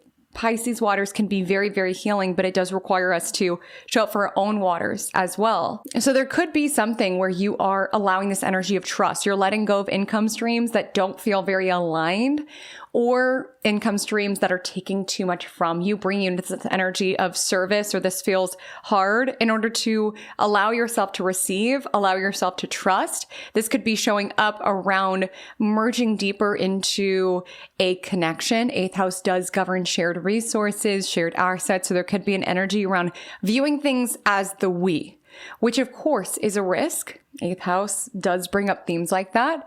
Like I highlighted, it's an arena of life that cannot be controlled. And so sometimes there is this energy around, if I allow this person in on my business and we fuse to create this partnership, if I allow my spouse to be the breadwinner, what could happen? You know, I could get screwed. Like eighth house energy could bring up all of the fears. This could be like an interesting lunation that brings about cashing out from the universe ATM, where you may be doing less with the South Node Virgo, but somehow receiving more. And sometimes that's around merging, allowing ourselves to be supported.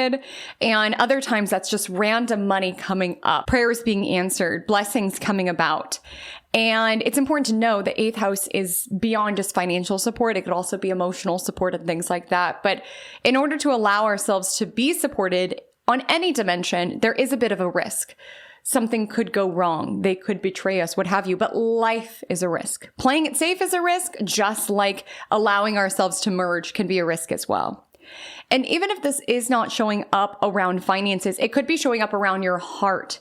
Pisces energy is very selfless. It's around unconditional, compassionate love, and how beautiful and how brave you must be as a soul to still selflessly love, even after what it is that you've gone through, even after having been betrayed, or even after having been let down. How noble it is to be kind of heart pure of heart. I'm talking to a lot of Leo risings. And so some of you can be recognizing around this time that you are ready to let your defenses down. Like you're ready to merge, you're ready to be seen. To fall in love is a risk, but to keep your heart closed is also a risk as well. And I want to be so clear, eighth house is not always explicitly related to one-on-one relationships or marriage or anything like that, but it does represent merging. It does represent intimacy, and not just merging our finances, not just merging our bodies, but also like merging our souls, merging our secrets. And it's vulnerable to be seen to that level. It's vulnerable to allow yourself to unconditionally love and appreciate those darker, more shadowy parts of your being. And it could be scary, yes, but also freeing to allow someone else to unconditionally love those parts of ourselves as well. You know, oftentimes we fear letting someone in fully because we feel that if they see what we see, they wouldn't love us, which indicates that you do not love all that you are. Eighth house can be associated with our shadow side. And so when you unconditionally accept those components of you, of course, always looking for opportunities to grow and evolve. That's why we're here as human beings. But when you unconditionally accept all that you are and the spiritual divine truth of who it is that you are with this Pisces lunar eclipse, you also put yourself in the pathway to attract someone who also sees you within that light. And to fully surrender. So this could be coming up with an existing relationship.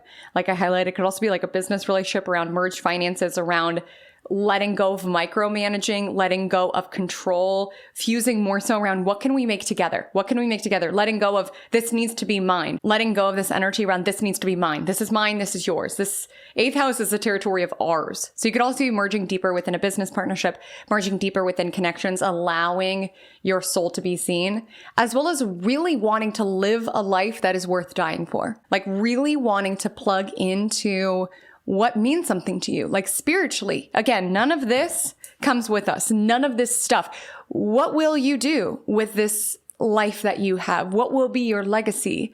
And I'm not saying it needs to get existential around this time with this lunar eclipse around what's my purpose and what's the point of being here? But the energy of Pisces is around surrender, flow, trust. Trust in the timing of your life. Release the plan of how you expected it to be. Allow the beauty and perfection of how it is and how you are. Like I said, with that unconditional theme that's alive here.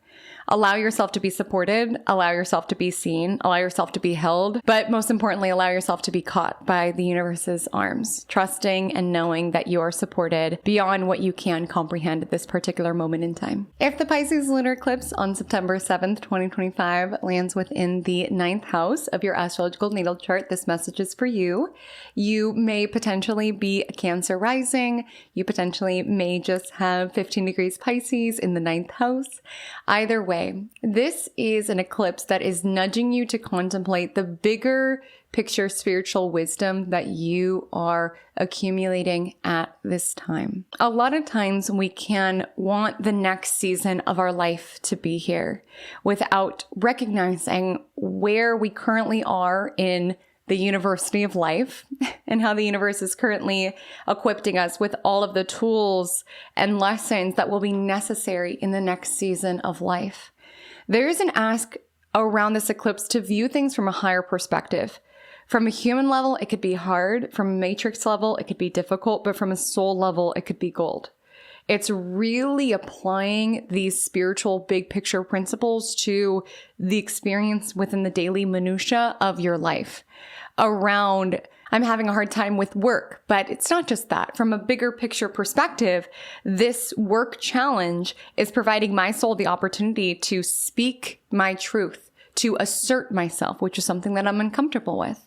This issue with a friend is drawing awareness to how much it is that I pour out into the world and my desire to also want to receive back. When we view even the hard situations in our life around, what is my soul learning here? What is the material I'm gathering here? It's not saying that everything's love and light and easy all the time, but it helps you make sense of things. And some of you could be turning to some sort of modality in order to make sense of your life currently. You could be diving deep into astrology, numerology, human design, any sort of religion, any sort of theology, like wanting to come back to a sense of meaning, come back to your own personal roadmap around what it is that you believe. And more than anything else, there is a nudge around this eclipse to have faith in your journey, even in the messiness of it. It's so important not to separate things as all good or all bad at this time. Life is murky. There's so much within the in-between, and it's important to allow that and honor that.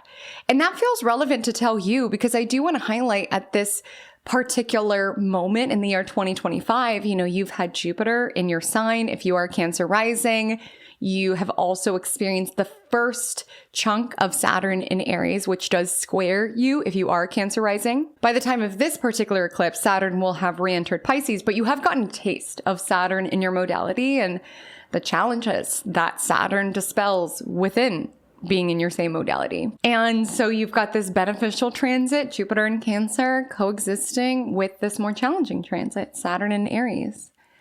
And oftentimes when clients come to me, they're like, okay, Haley, is it a good year or a bad year? And sometimes it's both. Sometimes there's certain arenas of our life that are growing and evolving and we're stepping into new sides of ourselves. And sometimes as that's happening, there's other arenas of our life where we feel stuck and locked and trapped. Life is a series of messy moments. It's a series of paradoxes. It's a series of moments that are not black and white, good or bad. And so when you come back to the spiritual awareness of it, you remind yourself of that and you just seek to be where it is that you are currently. I will highlight this is the territory of travel. So maybe some of you are on some sort of journey that is helping you to reorient yourself to the big picture perspective of your soul and your truth. But with the energy of the lunar eclipse in Pisces, even if you are not somewhere else, it's just like an energy around take a step back, take it in, honor what you are learning as a soul, honor how you are on track. Some of you might even honor that you are feeling called towards something bigger than you, something more majestic, something more meaningful.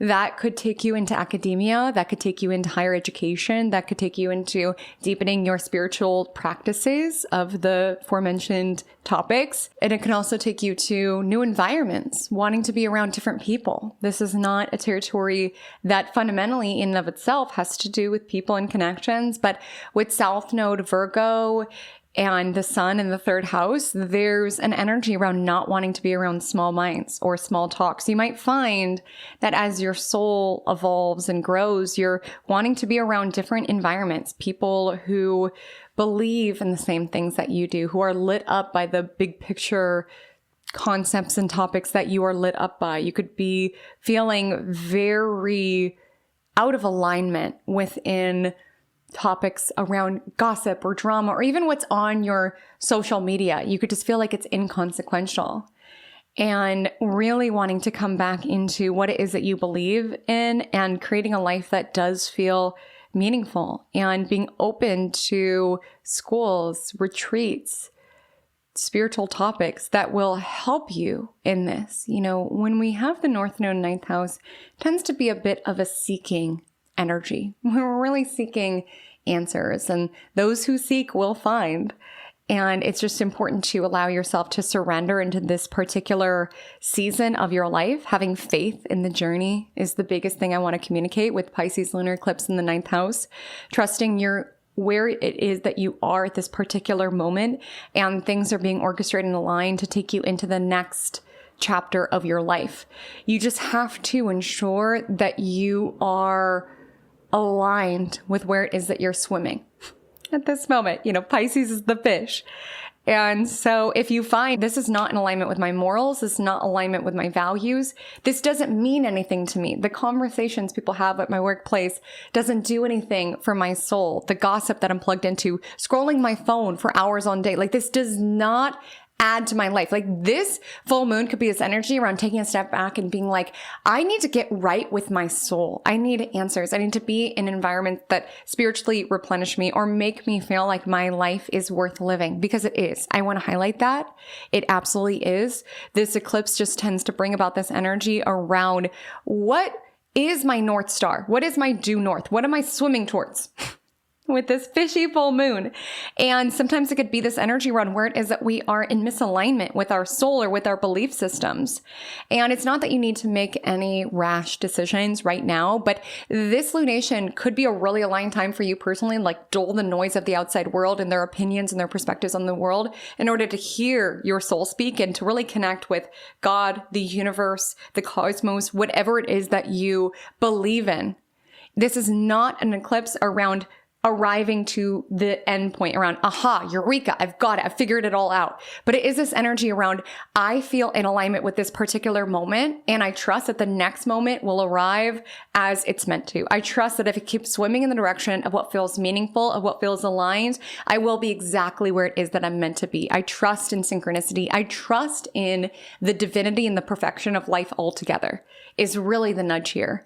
And again, there's so much even mentally with the South Node and Virgo in the third house around right, wrong, things that feel wrong or imperfect. And again, there's a lot of ugliness within this experience. I'm not negating that, but it's really honoring for you to live out your purpose, for you to help, for you to serve. It's important to plug into your soul space, because I believe each and every one of us are gifted particular interests, particular passions, particular gifts that were given to us in order to help others. And I just see if you've been like doom scrolling a lot or like really plugged into other people and all of the things that are wrong, and you're feeling helpless, you're feeling hopeless. What's the point? What could I possibly do? This is an eclipse to come back to your soul, because that will give you the roadmap around how it is that you genuinely can help others. And to help others, you do need a bit of faith. You do need a bit of optimism. You do need to believe in the good in humanity and the good in life altogether in order to help, in order to assist. So it's not selfish to do the activities that put you into that space of being able to be a renewing, replenishing presence in other people's lives in however that shows up for you. And if you're feeling lost around that, around I want to make a difference, I want to help, I want to serve in some sort of way, this lunar eclipse could be an opportunity to come back to your roadmap, your birth chart, your belief system in order to contemplate what's feeling right now. You don't need to figure it all out where it's going. What's feeling right now? What are the directions I feel called to swim in? What is it that I personally find meaning in that I want to go within? And maybe my own existence of hope and inspiration. Maybe I'm diving into a particular topic. I'm enrolling in college. academia in order to support within this particular topic. Maybe I'm finding some sort of healing ability within some sort of spiritual modality that I am picking up. You cannot be utterly immersed within the problem and find a solution. And that's why the energy of ninth house, yes, some of you could be traveling, going on a retreat, or just reading lots of books, like going on this pursuit of knowledge. And it can feel selfish because it's like, gosh, there's so much going on. And maybe there's so many people who need my advice or need my presence. Like third house is around our communication. So with Virgo, people might turn to you for your advice, or you could be of service in a way as it relates to marketing, sales, social media, something like this. And this might be an eclipse to come back to the drawing board in a sense, not around starting over, but around reorienting yourself around what is my sense of meaning? How is it that I replenish my own spiritual reservoirs so that I have the space to pour out, to give hope, to share, to help? So there can be something around this lunar eclipse around things getting a bit overwhelming and sort of needing to dull out the noise in order to let your soul speak. If the Pisces lunar eclipse on September 7th, 2025 lands within the 10th house of your astrological natal chart, this message is for you. You may be a Gemini rising. You may just have 15 degrees Pisces in the 10th house. Either way, this eclipse is launching you into the spotlight, into notoriety, into stepping into your gifts and your spiritual mission in a big way. Let's get into it. So this is a story that extends beyond just this particular eclipse. I want to highlight that. I'll drop my North Node in Pisces video below to get dialed in on the whole of this transit. But you are currently in this season of life where you could feel launched into higher levels of leadership, higher levels of visibility, and higher levels of your artistry or of your vision. Even if you don't feel like you have arisen to the position of leadership or influence that you desire and that you see on the horizon for you, there could be an energy with the eclipse where the universe is making it very apparent to you. Honor the signs and synchronicities of what is unfolding around you and how it is continuing to emphasize and reiterate to you that you are on track. You are where you're meant to be, wherever it is that you're swimming currently. Pisces is the fish. So whatever currents you're swimming in, you are where you're meant to be. And if you do not feel that, if you're like, Haley, Comet, I feel like my career path is not leading to that vision I see. Like I feel into a timeline in which I am living my dream, in which I am sharing my art. I am having the impact that I so desire. I see that and I don't think my current trajectory is genuinely going to take me there. I don't feel like my current path, the timeline that I'm on, is providing me and moving towards that vision of mine. I know it exists, but I don't know how to get there. This eclipse could be highlighting it to you.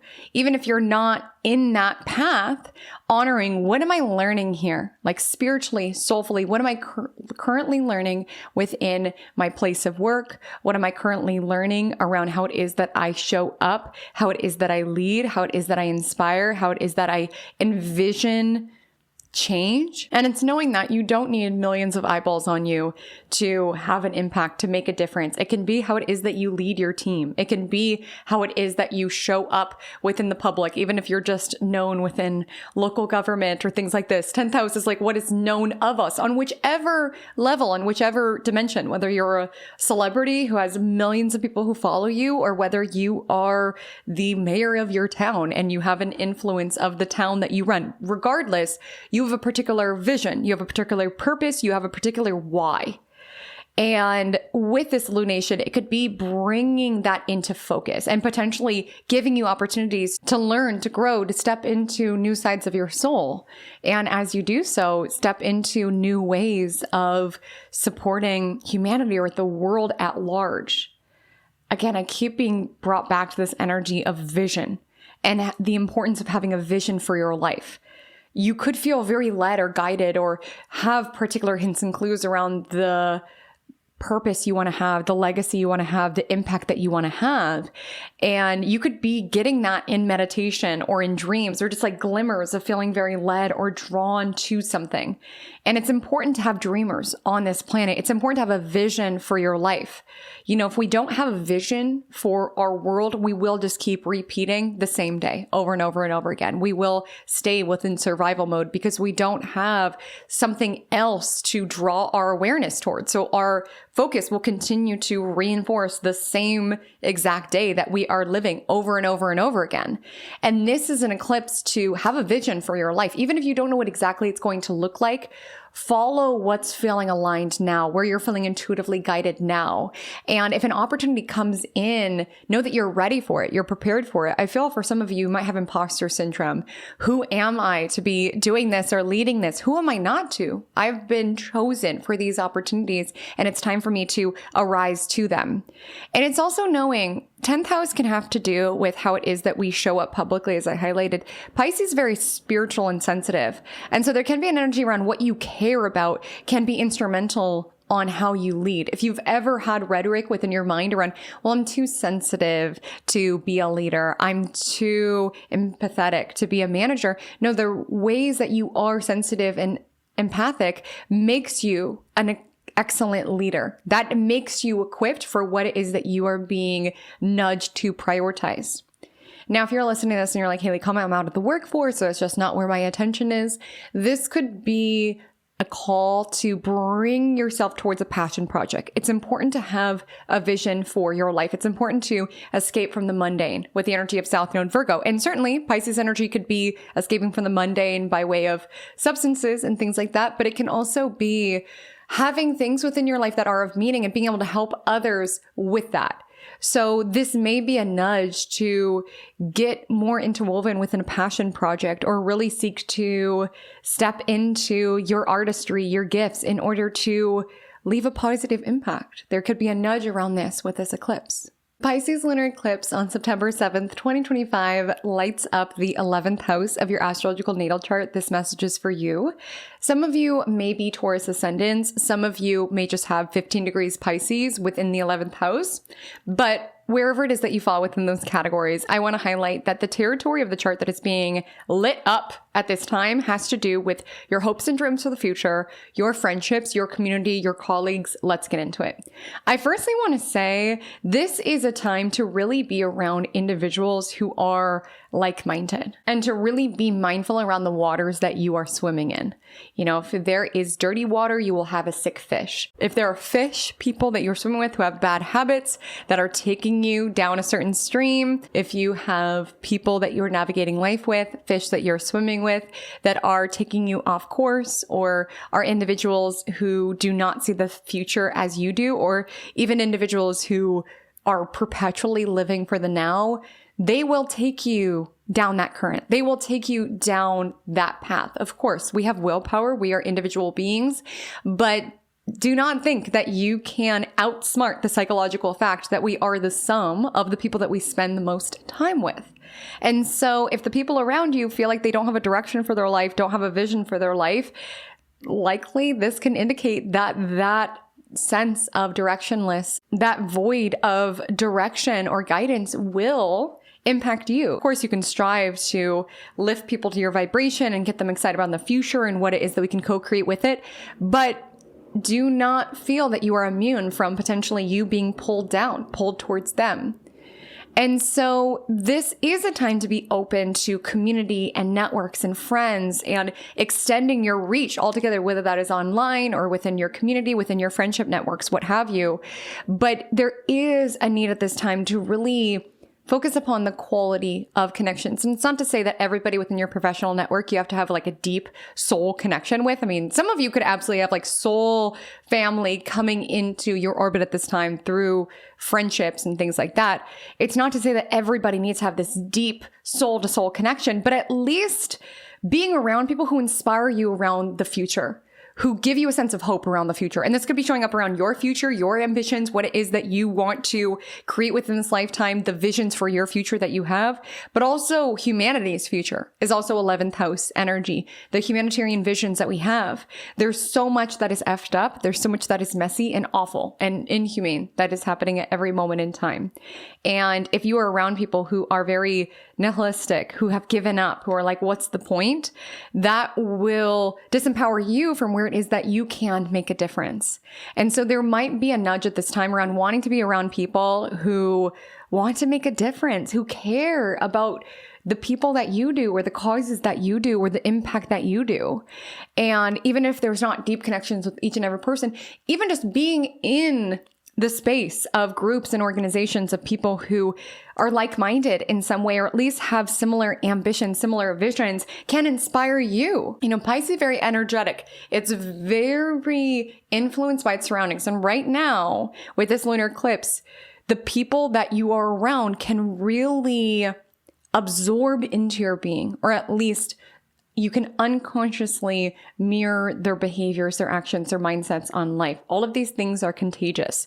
We don't realize spiritually how contagious it is around like thought forms and mentalities and leases on life. This is contagious. Again, the South Node Virgo of it all, Sun in Virgo at this time, will have you thinking that life is just practical and physical, and that we have bounds between this is where I stop and this is where you begin. But Pisces energy is the waters in between us, and that we can influence each other by osmosis, which is why when you're around individuals who are like-minded and are powerful, when you fuse together, you can create massive changes. You can all support one another in quantum leaping and shifting into new realities and making bigger impacts. So this is the time to be open to getting in the room with those sort of individuals, to nourishing the connections who give you energy, who replenish your energy, who make you feel excited about the future and your role within it, who make you feel motivated to help out other humans. And even if it's not showing up on that grand level, it may for some. There could be a spike within your online statistics, like an energy around really wanting to make a difference within your internet community, if that's the case. For some of you, there can be this focus on networking, getting in the room of people who have your dream job, being able to learn from and link up with people who may support you. You know, the 11th house is right by the 10th house purposefully. And that 11th house is considered to be the friends who help us. Don't even mean that in a transactional way, but just truly, when you're genuinely interested in connection, like that's the best sort of networking. Like it's never going into connections with this mentality around like, what can I gain from this? What can I gain from this? So I know we're told in networking, you got to get in the door and get the business cards. And certainly there's parts of that. But if you approach networking and making friends, this level of let's just connect, let's just be together. That is the most powerful way to network. That is the most powerful way to collaborate, is focusing upon the connection first. Because when you go in around, what can I gain from you? What can I get from you? You're going to attract surface level connections, transactional connections, deal friends rather than real friends. And networking gets a lot less scary when you just focus on the connection of it, as well as seeing where it is that you can help others out, help your friends out. Again, if you are not necessarily in a season of your life where you feel like you can make the big shifts and differences that you want to, see what's occurring within your friendship group. Really seek to extend empathy if you want to see more empathy in the world at large. Be compassionate if you want to see more compassion in the world at large. But also know some work is ours and some is not ours. And what I mean by that is some of you might be aware at this time that there is certain context within your life who may be taking advantage of your kindness, or just an energy around, gosh, I'm just trying to help you and I don't know if I am helping you. I'm trying to pull you up and trying to get you excited. You're going through something. And of course, it is a beautiful act to be that beacon of inspiration and to help others as they navigate rocky seas, right? Pisces energy is the awareness that nobody on this planet is exempt from suffering. And there will be times in which we're winning and there will be times in which we're not winning. And it's important for us to support each other. And again, those transactional tit for tat connections will love to be around you when things are going well, and they won't be there for you when things are going downhill. And so when I share this around being intentional around your circle, I'm not saying that you need to stop being friends with people if they're not doing well within life. I think it's a beautiful thing to show up with your presence, but also knowing that sometimes over helping or being in the Virgo energy, micromanaging, nitpicking, trying to control how this person lives their life sometimes takes away from these individuals learning their own spiritual lessons, where sometimes people have to make their own mistakes. They have to learn things the hard way. And you could be a kind and loving friend while also not taking responsibility for their life, like honoring we're all on our own spiritual journey, and I can show up, I can be a friend to you, but I can also honor my own boundaries within the friendships, what's feeling good for me, as well as potentially if you just notice yourself getting pulled down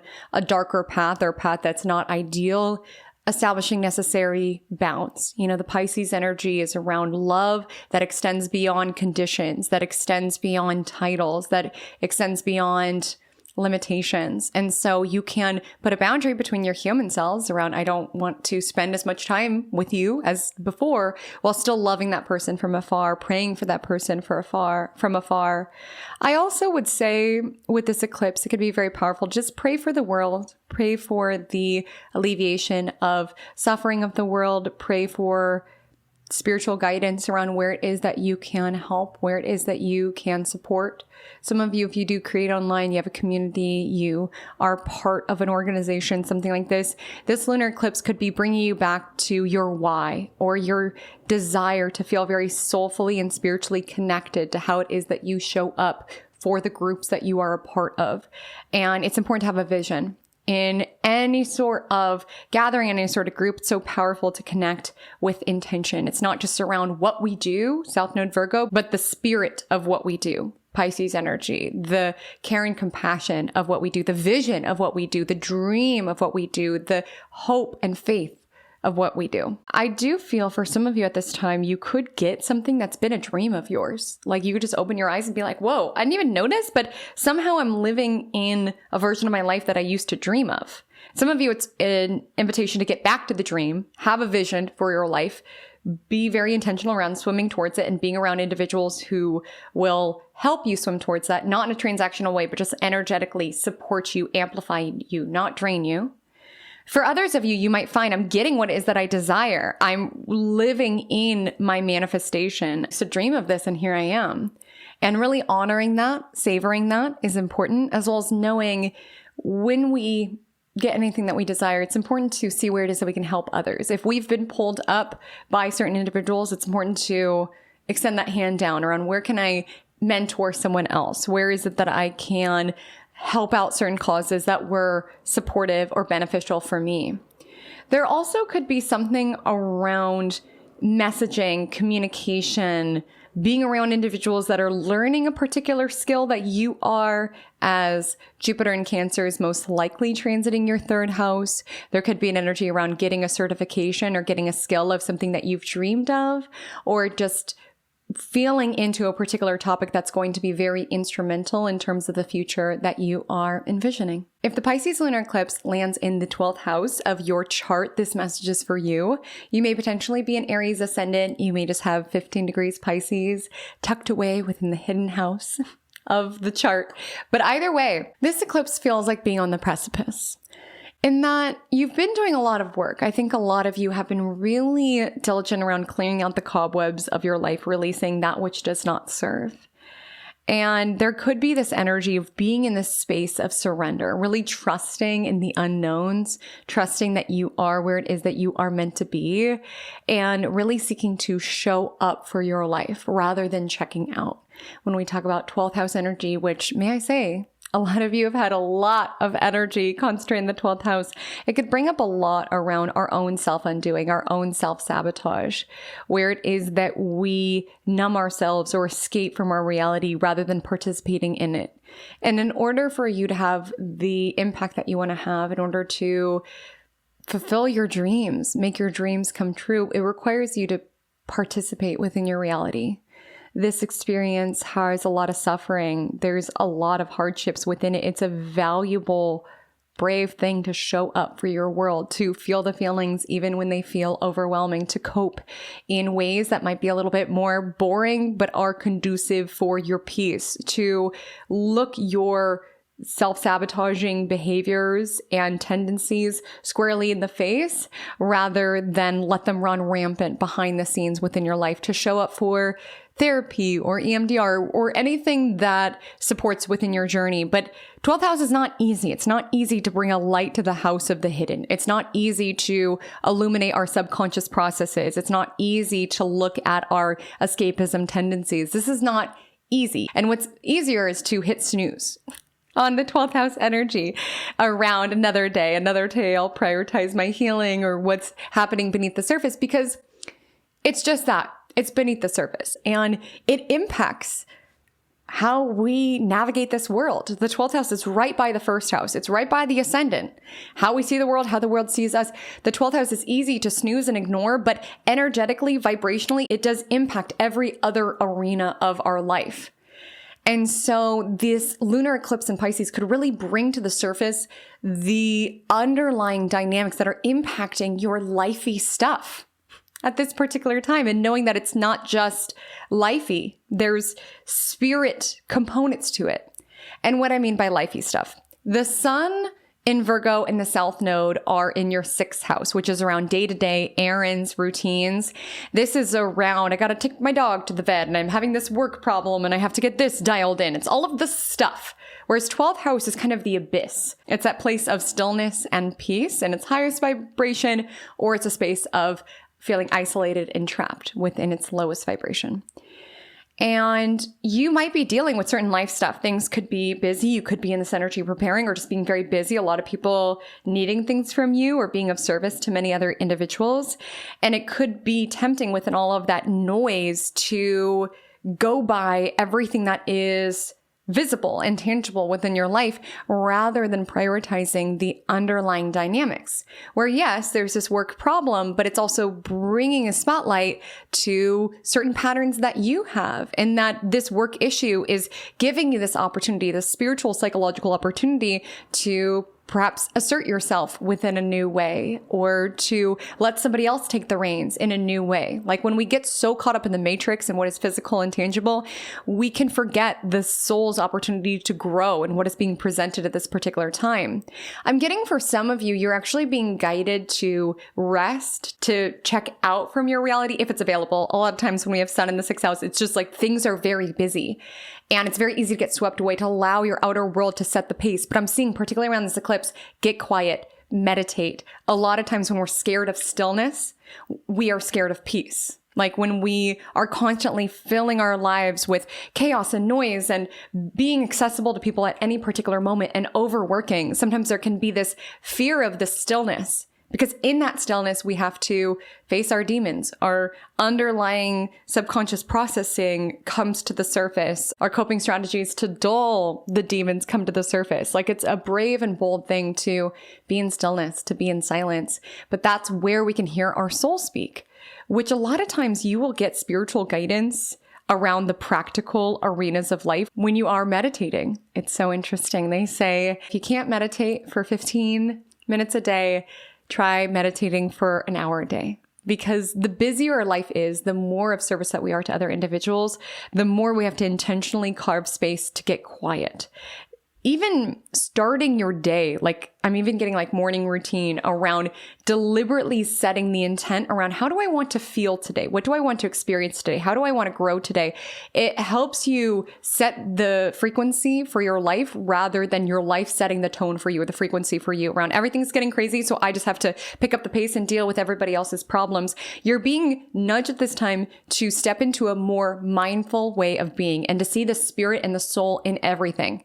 Because sometimes you can find you're so stressed out around a work problem and you're just giving so many hours to it that sometimes when you get still and kind of the monkey mind, the busy chatter of your mind, when that steps to the side, sometimes the soul can speak around, here's a different perspective, or sometimes the solution will just come to you in meditation. I've like learned when things get like too busy, I actually have to like get quiet, even though that's the last thing that I want to do, nor that I feel like I have time for. Oftentimes that's how it is that we can do less and be more. Some of you could even be walking away from certain errands or just this pressure around feeling like you always need to be on, you always need to be of service, you always need to be perfect even. You know, sometimes there is this energy around feeling like we need to go above and beyond, that we need to constantly achieve. And it's a beautiful thing to strive for excellence within your work, but really ask, where is this coming from? Sometimes it can come from underlying patterns, right? Around, am I busying my schedule because I'm terrified to be within my own space? Do I feel like I'm only valuable if I am constantly achieving? Sometimes even just that questioning, that mindfulness around what makes me automatically want to say yes when this comes in, or what makes me anxious when I set this boundary. Like sometimes just exerting that level of mindfulness is powerful. And again, this could also bring to light loneliness, fears of isolation. Some of you could feel quite isolated, and there's a nudge to connect to your soul, connect to your spiritual practices that remind you you are part of something so much bigger. For others of you, you're being asked to conquer the fear of loneliness. Sometimes our fear of loneliness will drive us into bars and clubs and indulgent behaviors just because we want that connection. And it actually goes against what we desire, because a lot of times those environments are more so shallow connections. But if we're so scared to be in our own presence, we will prioritize shallow connections with the love of, partying or escaping reality, and this effort to avoid ever feeling on our own or in our own energy. It's not just around the company that you keep, but the quality of the company and whether you feel like you can be yourself to a soul level. This house does not necessarily relate to friends. It just brings up themes of loneliness. And I just mentioned partying, not because 12th house is associated with partying, but it does govern self-undoing. So if you find that you have a lot of party friends, they go out a lot, and you're really questioning the role that alcohol plays within your life, that is the nudge here. It's like the questioning, the mindfulness. It's not just doing things because it's within your schedule to do it or because someone asked you. It's like really stepping into this spiritual sovereignty that you have around, I can get involved, I can help with this, I could not. I could go out, and that's a decision that I'm making, and I'm doing so with mindfulness, or I could not. It's not feeling so at the mercy of your own life and your own behaviors. It's really like seeking to understand it spiritually. This is not an eclipse around controlling it or seeking to control your own behavior or even control other people's self-sabotaging behaviors, but just having this degree of mindfulness around it, around questioning, observing, reflecting. And oftentimes the more that we come back to our soul space and just question our life, examine our lives, right? A lot of times we are able to hear our intuition. We're more deeply connected to our soul. We're more guided in our pathway forward because we're not just existing on autopilot. You're being asked to take your life off autopilot, to make decisions because they are intentional, because they are a yes, like intuitively, spiritually, a yes, and not just around, I should, but I'm expected to. Like that's South Node Virgo, that's martyrdom, that's guilt, that's obligation. You're being guided to really honor your yes and your no, and to get quiet in order to really hear your yes and your no. So my loves, you already know, if you're familiar with eclipses tend to bring things to the surface. These can be dramatic culminations, illuminations, epiphanies, and ahas that, yes, may make us feel more connected to our soul space and the bigger picture of what we are connected to, but also very aligned with Pisces energy, could leave us with more questions and answers around. There can be these moments around, I'm exactly where I'm meant to be and I'm excited to see where I'm going, but also this need to trust the universe around, I don't know exactly where I'm going. I just know that I'm following my true north around what feels aligned for my soul now, and I'm allowing the universe to support me on the rest of the journey. I don't need to know the details, South Node Virgo. I don't need to know the plan. I'm being asked to trust, to surrender. So my loves, I would love to know below, what are your thoughts and emotions around this eclipse? Which house does it land in for you? Are you already feeling its themes come to the surface with North Node in Pisces, South Node in Virgo thus far? And I would love to know. I want to highlight, if you are new to the channel, hello, welcome. I do all signs forecasts here on all of the major transits that we experience that you can check out within the playlist below. I also have a weekly horoscope where I share the week's astrology, but particularly from a co-creative lens. I'm big on, here's the astrology and here's how it is that you're going to leverage these celestial energies in order to experience more magic, alignment, and flow within your universe.